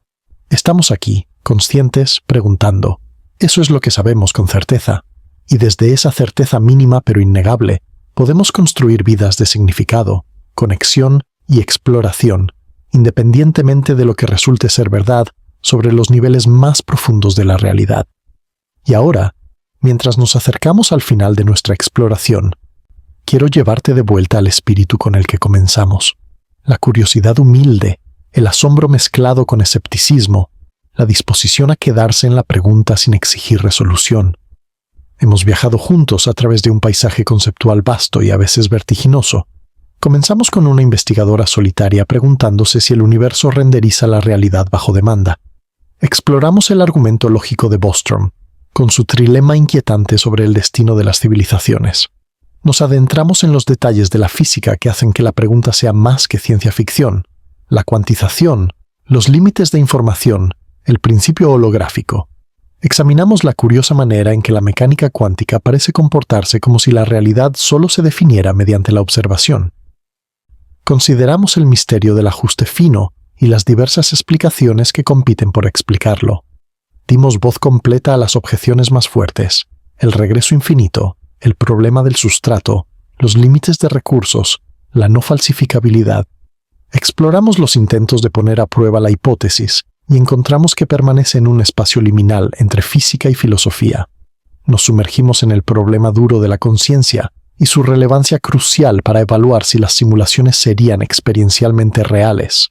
Y finalmente, contemplamos las implicaciones existenciales y encontramos que quizás el significado de la vida no depende de resolver esta pregunta. ¿Qué hemos aprendido? No hemos aprendido si vivimos en una simulación. Esa pregunta permanece abierta, probablemente para siempre, o al menos para el futuro previsible. No tenemos herramientas para verificarlo, y quizás nunca las tengamos. Pero hemos aprendido algo quizás más valioso. Hemos aprendido a qué se parecen las fronteras del conocimiento. Hemos visto cómo una pregunta aparentemente absurda, cuando se examina cuidadosamente, revela misterios genuinos en la física, la filosofía y nuestra comprensión de la conciencia. Hemos practicado el arte de sostener ideas con mente abierta, sin aceptarlas ni rechazarlas prematuramente. El valor de explorar la hipótesis de la simulación no está en resolverla, está en lo que revela sobre nuestras suposiciones normalmente invisibles. ¿Qué asumimos sobre la materia, la información, la conciencia? ¿Qué asumimos sobre la continuidad del espacio y el tiempo? ¿Qué asumimos sobre lo que hace que la experiencia sea real? Estas suposiciones normalmente operan en segundo plano, nunca examinadas. La hipótesis de la simulación, como otras ideas filosóficas desafiantes, las trae a la luz, y una vez que las ves, no puedes dejar de verlas. Imagina a la científica del principio, la que comenzó nuestra historia observando resultados cuánticos a las 3 de la mañana. Imagínala ahora cerrando su laptop, caminando afuera, mirando las estrellas. La pregunta sigue abierta en su mente, no resuelta, quizás irresoluble. Pero hay algo diferente en cómo mira el cielo ahora. Ve capas de misterio donde antes veía solo puntos de luz. Ve preguntas donde antes veía respuestas. Y de alguna manera, esto no la deprime. La llena de una especie de asombro que trasciende la necesidad de resolución. Eso es lo que esta exploración puede ofrecerte. No certeza, sino asombro. No respuestas, sino mejores preguntas. No comodidad falsa, sino la comodidad genuina de saber que la incertidumbre no es un fracaso del pensamiento, sino una característica honesta de nuestra relación con la realidad. Antes de cerrar, quiero dejarte con algunas preguntas finales. Estas no son quizzes con respuestas correctas. Son invitaciones a pensar en voz alta, a continuar la conversación en los comentarios. Primera pregunta. En 10 años, ¿crees que la hipótesis de la simulación será mayormente olvidada como una fase de cultura pop, todavía debatida pero sin más resolución, o tomada más en serio debido a nuevos descubrimientos en física o computación? Segunda pregunta. ¿Cuál crees que es el argumento más fuerte en contra de la hipótesis de la simulación? No el más fácil de descartar, el que genuinamente te da pausa. Tercera pregunta. ¿Ha cambiado algo pensar sobre esta cuestión en cómo te relacionas con tu experiencia diaria, aunque sea sutilmente? ¿O se siente puramente intelectual sin impacto sentido? Cuarta pregunta.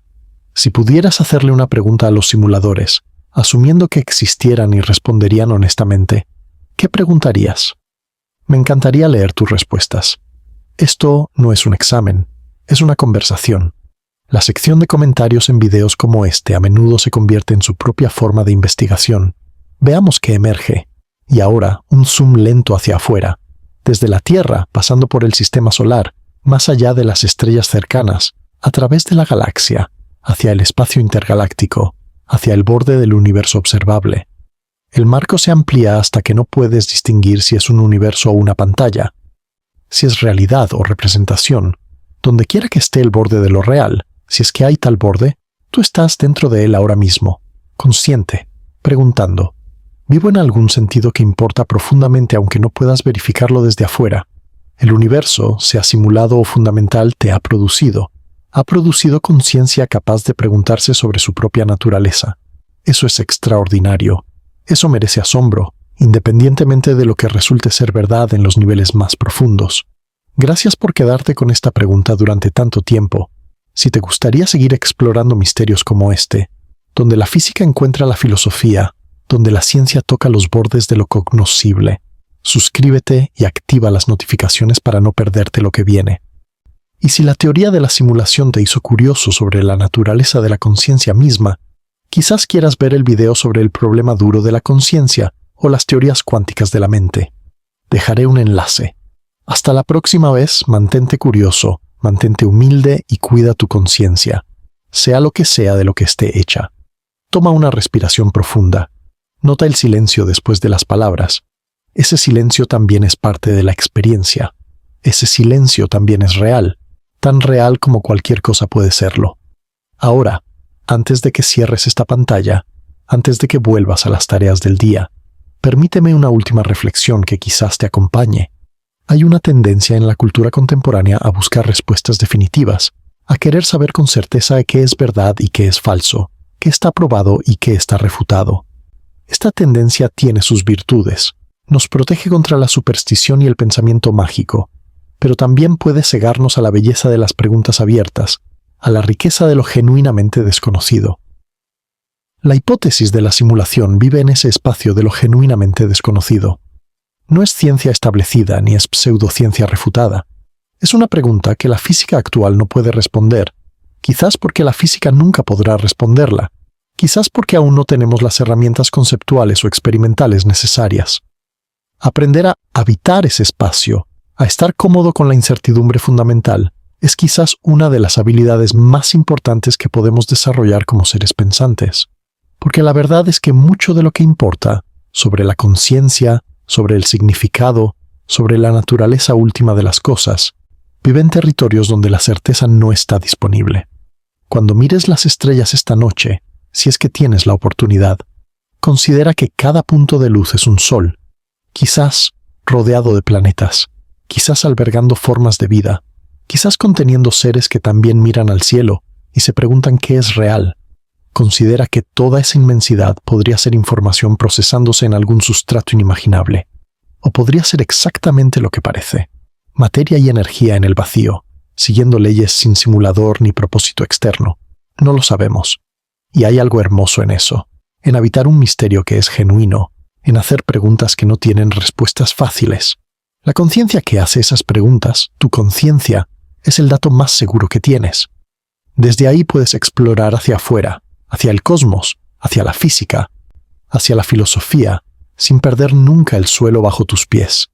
Porque ese suelo, la certeza de la experiencia presente, es independiente de cualquier teoría sobre lo que la produce.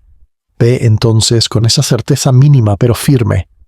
Explora, pregunta, duda, pero no pierdas el asombro, no pierdas la capacidad de maravillarte ante el simple hecho de que hay algo en lugar de nada, que hay experiencia en lugar de vacío, que estás aquí, ahora, vivo en algún sentido que importa profundamente, aunque no puedas explicarlo completamente.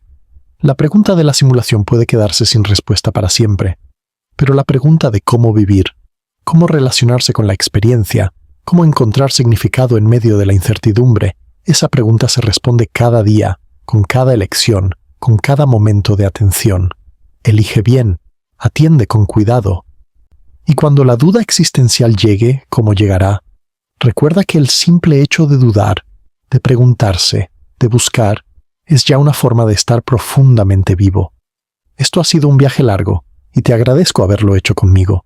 Quizás nos encontremos de nuevo en otra exploración, en otra pregunta, en otro misterio que vale la pena contemplar.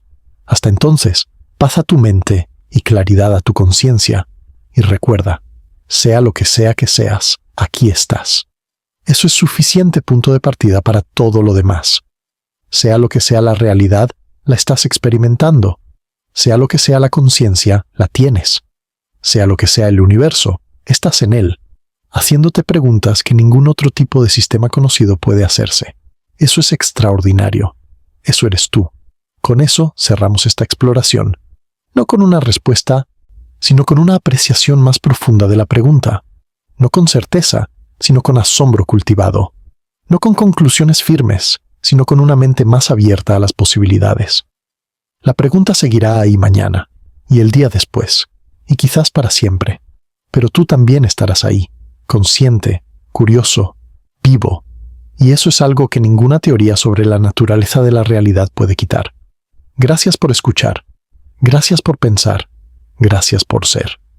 El universo, simulado o no, es más interesante porque tú estás en él haciéndote preguntas sobre su naturaleza. Sigue haciéndolas. Sigue explorando. Sigue maravillándote. Nos vemos en la próxima aventura intelectual. Y ahora, antes de irnos completamente, permíteme expandir un poco más sobre algunos de los temas que hemos tocado. Para aquellos que desean profundizar aún más en estas aguas filosóficas y científicas, hemos hablado del principio holográfico, pero hay dimensiones adicionales de esta idea que merecen atención. La correspondencia ADSS-CFTI, propuesta por Juan Maldacena en 1997, es quizás la realización más concreta del principio holográfico. Esta correspondencia sugiere que una teoría de gravedad en un espacio de cierto número de dimensiones es matemáticamente equivalente a una teoría cuántica de campos en una dimensión menos. Es como si un universo tridimensional con gravedad pudiera ser completamente descrito por una teoría bidimensional sin gravedad en su frontera. Esta es física teórica seria, no especulación, y tiene profundas implicaciones para nuestra comprensión de qué es el espacio y el tiempo. Si la correspondencia es verdadera, sugiere que las dimensiones que experimentamos podrían ser emergentes, surgiendo de una descripción más fundamental que tiene menos dimensiones. Esto no prueba simulación, pero ciertamente hace el concepto de realidad como proyección más respetable científicamente. También hemos hablado de la cuantización, pero vale la pena profundizar en lo que significa que la realidad tenga una estructura discreta en su nivel más fundamental. En mecánica cuántica, las cantidades físicas que pueden medirse no son continuas, sino que vienen en valores discretos. La energía de un átomo de hidrógeno solo puede tomar ciertos valores específicos, no cualquier valor intermedio. El momento angular solo viene en múltiplos de una constante fundamental. Pero hay un debate sobre si esta discretización refleja la naturaleza verdadera de la realidad o solo nuestra manera de interactuar con ella. Algunas interpretaciones de la mecánica cuántica, como la de muchos mundos, sugieren que la discretización aparente surge de cómo se ramifica la función de onda, no de una granularidad fundamental del universo. Otras interpretaciones toman la discretización como reflejo de una estructura genuinamente discreta en la realidad misma. Si la realidad es genuinamente discreta hasta abajo, eso hace más plausible la idea de que podría ser simulada, porque cualquier simulación debe trabajar con valores discretos. Pero si la discretización es solo aparente, surgiendo de procesos continuos subyacentes, entonces la analogía con la simulación es más superficial. Hay otro tema que merece expansión: la relación entre información y física.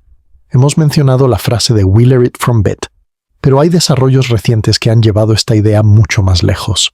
El físico Eric Verlinde ha propuesto que la gravedad misma podría ser emergente, surgiendo de la termodinámica de información en el tejido del espacio-tiempo. Según esta visión, la gravedad no es una fuerza fundamental, sino un fenómeno estadístico, similar a cómo la temperatura y la presión surgen del movimiento de muchas partículas. Si la gravedad es emergente de información, esto tiene implicaciones profundas para nuestra comprensión de qué es fundamental en el universo. Quizás las partículas y fuerzas que estudiamos no son los ingredientes básicos, sino patrones que surgen de algo más profundo, quizás algo informacional. Esto no significa que vivamos en una simulación, pero ciertamente borra la línea entre física y computación de maneras intrigantes. También vale la pena discutir más sobre el experimento mental del cerebro en una cubeta, que es filosóficamente relacionado con la hipótesis de la simulación. Imagina que un científico malvado te ha removido el cerebro de tu cuerpo y lo ha puesto en una cubeta de nutrientes. Cables conectados a tu cerebro le alimentan exactamente las mismas señales que recibirías si estuvieras en tu cuerpo experimentando el mundo normal. No tendrías manera de distinguir esta situación de la realidad normal. Este experimento mental, propuesto por Hilary Putnam, plantea preguntas sobre cómo sabemos algo sobre el mundo externo. Putnam argumentó que, por razones complejas relacionadas con la filosofía del lenguaje, no podemos coherentemente pensar que somos cerebros en cubetas, pero su argumento es técnico y controvertido, y muchos filósofos no están convencidos. La hipótesis de la simulación es esencialmente una versión tecnológicamente actualizada del cerebro en la cubeta. En lugar de un cerebro físico en nutrientes, somos patrones de información en una computadora. Pero los problemas filosóficos son similares. ¿Cómo podemos saber algo sobre la naturaleza de nuestra situación desde dentro? Hay respuestas interesantes a esta pregunta. Algunos filósofos argumentan que, si la simulación es suficientemente buena, entonces por definición la realidad dentro de ella es tan real como cualquier realidad podría ser. No hay una realidad más real contra la cual compararla. Otros argumentan que hay asimetrías. Por ejemplo, que nuestros pensamientos se refieren a objetos en la simulación, no a objetos en el mundo del simulador, lo cual hace que ciertas afirmaciones sobre vivir en una simulación sean incoherentes. Estos debates pueden parecer abstractos, pero tienen consecuencias prácticas para cómo pensamos sobre la mente, la realidad y el conocimiento. La hipótesis de la simulación, al igual que otros experimentos mentales en filosofía, nos obliga a examinar suposiciones que normalmente damos por sentadas.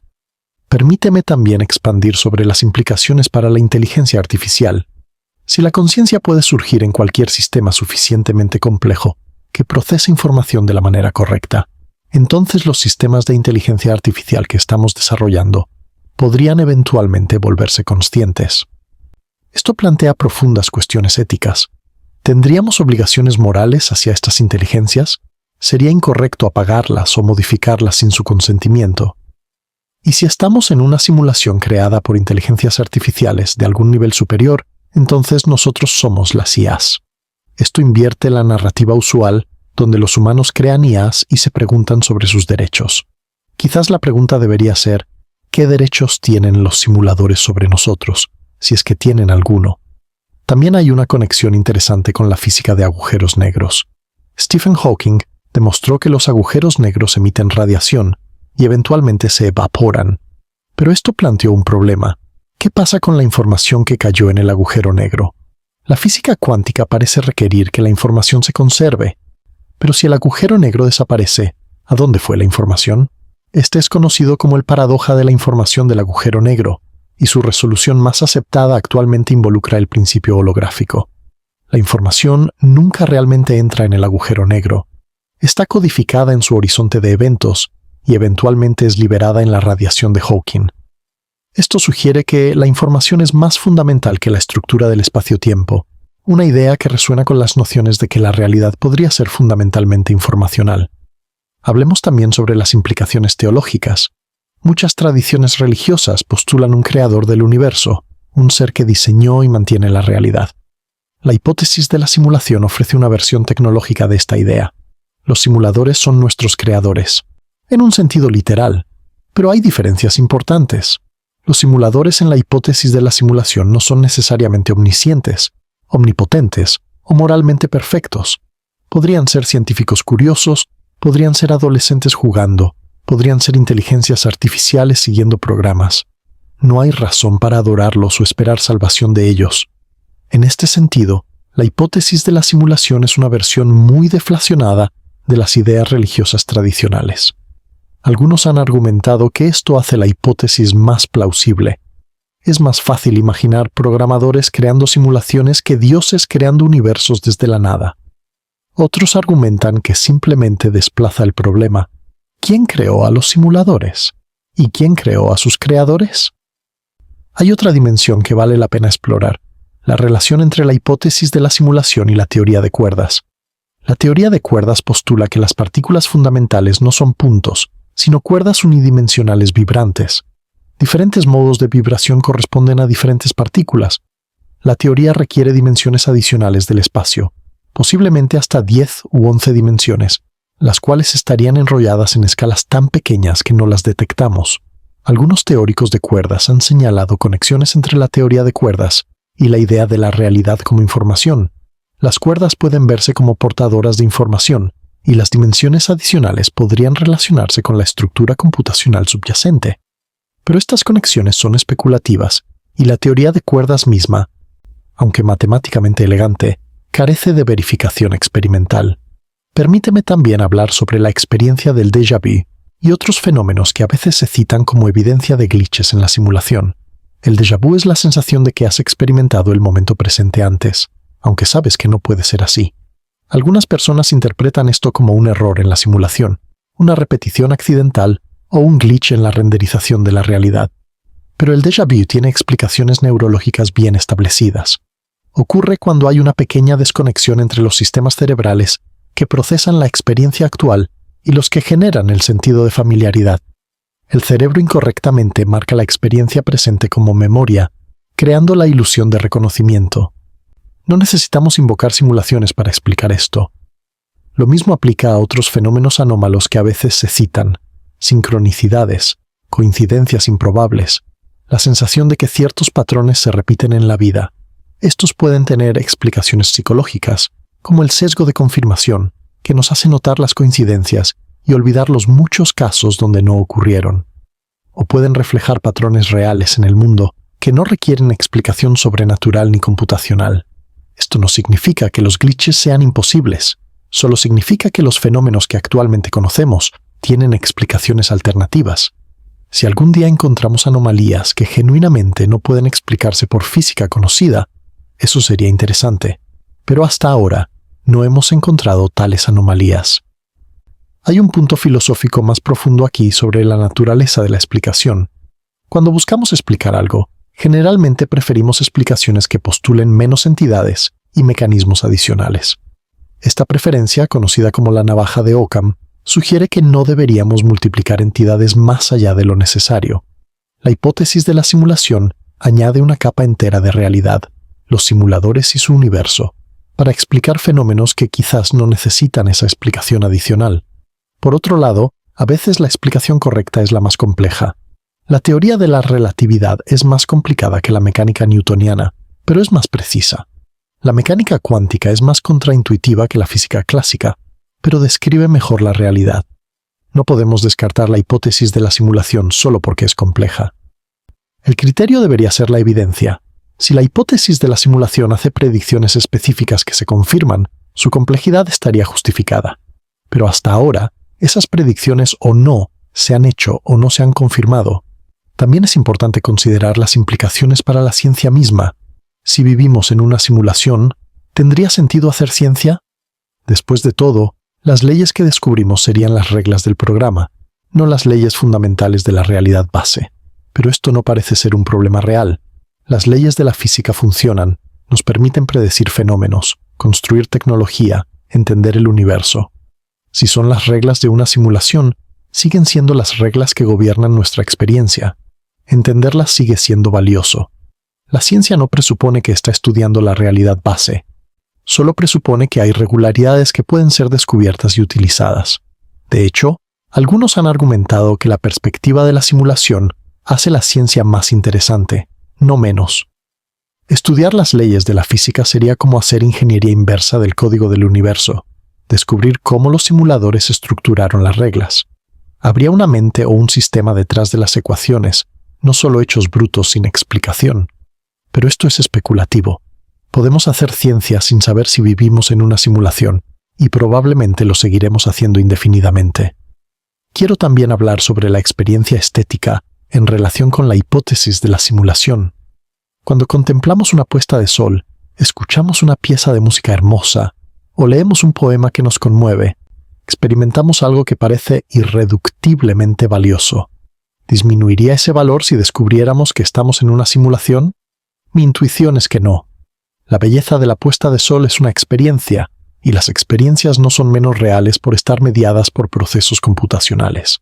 De hecho, ya están mediadas por procesos neurológicos complejos que no entendemos completamente. Añadir una capa más de mediación, la simulación, no parece cambiar fundamentalmente la fenomenología de la experiencia estética. Hay algo importante aquí sobre el valor intrínseco versus el valor instrumental. El valor intrínseco es el valor que algo tiene en sí mismo, no por lo que produce o a lo que conduce. La experiencia de la belleza parece tener valor intrínseco. Es valiosa simplemente por ser la experiencia que es. Este tipo de valor no depende de hechos sobre el sustrato subyacente. Compare esto con el dinero, que tiene valor instrumental. Es valioso porque puede intercambiarse por otras cosas. Si descubrieras que el papel moneda es solo papel, perdería su valor. Pero la belleza no es así. No es valiosa porque conduzca a otra cosa, es valiosa en sí misma. Por eso, aunque la hipótesis de la simulación puede parecer amenazante para el significado, en realidad no amenaza los valores intrínsecos que experimentamos. Amenaza solo ciertas creencias sobre el mundo externo, sobre lo que existe fuera de nuestra experiencia. Pero esas creencias siempre han sido menos seguras que la experiencia misma. Permíteme también abordar la idea de escapar de la simulación. Si viviéramos en una simulación, ¿podríamos salir? ¿Podríamos comunicarnos con los simuladores? ¿Podríamos hackear el sistema? Estas preguntas son fascinantes, pero probablemente irresolubles. No tenemos idea de cómo está estructurada la simulación, si es que existe, ni qué tipo de interacción es posible con los niveles superiores. Algunas especulaciones sugieren que ciertos estados de conciencia alterada, como los inducidos por meditación profunda o sustancias psicodélicas, podrían proporcionar vislumbres de niveles más profundos de realidad. Pero estas son especulaciones sin base empírica sólida. Lo que podemos decir es que si vivimos en una simulación, la simulación parece estar diseñada para ser coherente y autoconsistente. No hay puertas obvias de salida, no hay mensajes de los simuladores, no hay evidencia clara de intervención externa. Si esto es un juego muy bien diseñado que mantiene la ilusión de ser un universo real.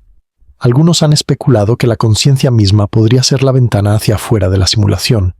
La idea es que la conciencia no puede ser simulada porque es fundamental, y por lo tanto nuestra conciencia podría de alguna manera conectarnos con la realidad base. Pero esto depende de suposiciones sobre la naturaleza de la conciencia que, como hemos discutido, están lejos de ser establecidas. También quiero mencionar el trabajo de David Chalmers sobre los mundos virtuales.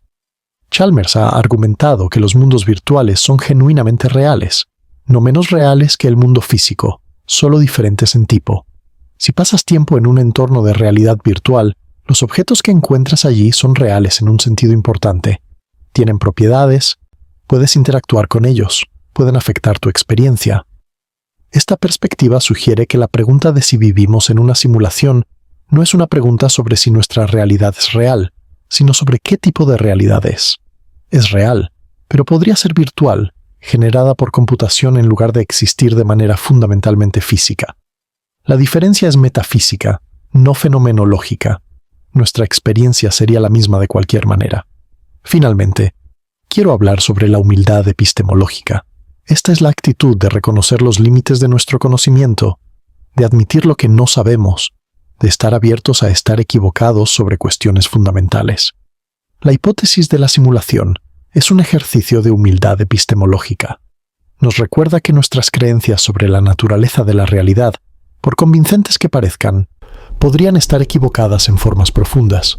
Esto no debería paralizarnos ni hacernos descartar todo conocimiento, pero debería recordarnos que la certeza absoluta está generalmente fuera de nuestro alcance. Esta humildad es saludable. Nos protege contra el dogmatismo, contra la sensación de que ya entendemos todo lo importante, contra la cerrazón mental, y nos abre a la maravilla, al reconocimiento de que vivimos en un universo cuya naturaleza última permanece misteriosa, a pesar de todos nuestros logros científicos y filosóficos. Con esa humildad, podemos habitar la pregunta de la simulación sin necesidad de resolverla. Podemos apreciar los argumentos a favor y en contra, examinar la evidencia disponible, reconocer los límites de lo que sabemos y seguir viviendo nuestras vidas con significado y propósito, porque al final del día, sea cual sea la naturaleza de la realidad, tenemos experiencias, tenemos relaciones, tenemos proyectos y pasiones. Estas cosas no esperan la resolución de debates metafísicos, ocurren ahora, en el presente, en la única realidad que tenemos acceso directo, y esa realidad, experimentada desde dentro, es suficiente, es más que suficiente, es todo lo que hay. Y con eso, verdaderamente concluimos esta exploración. Ha sido un viaje largo, pero espero que enriquecedor. Que las preguntas que hemos explorado te acompañen, no como peso, sino como invitación a la curiosidad continua. El universo, sea lo que sea, te tiene a ti preguntándote sobre él, y eso es hermoso. Hasta pronto. End.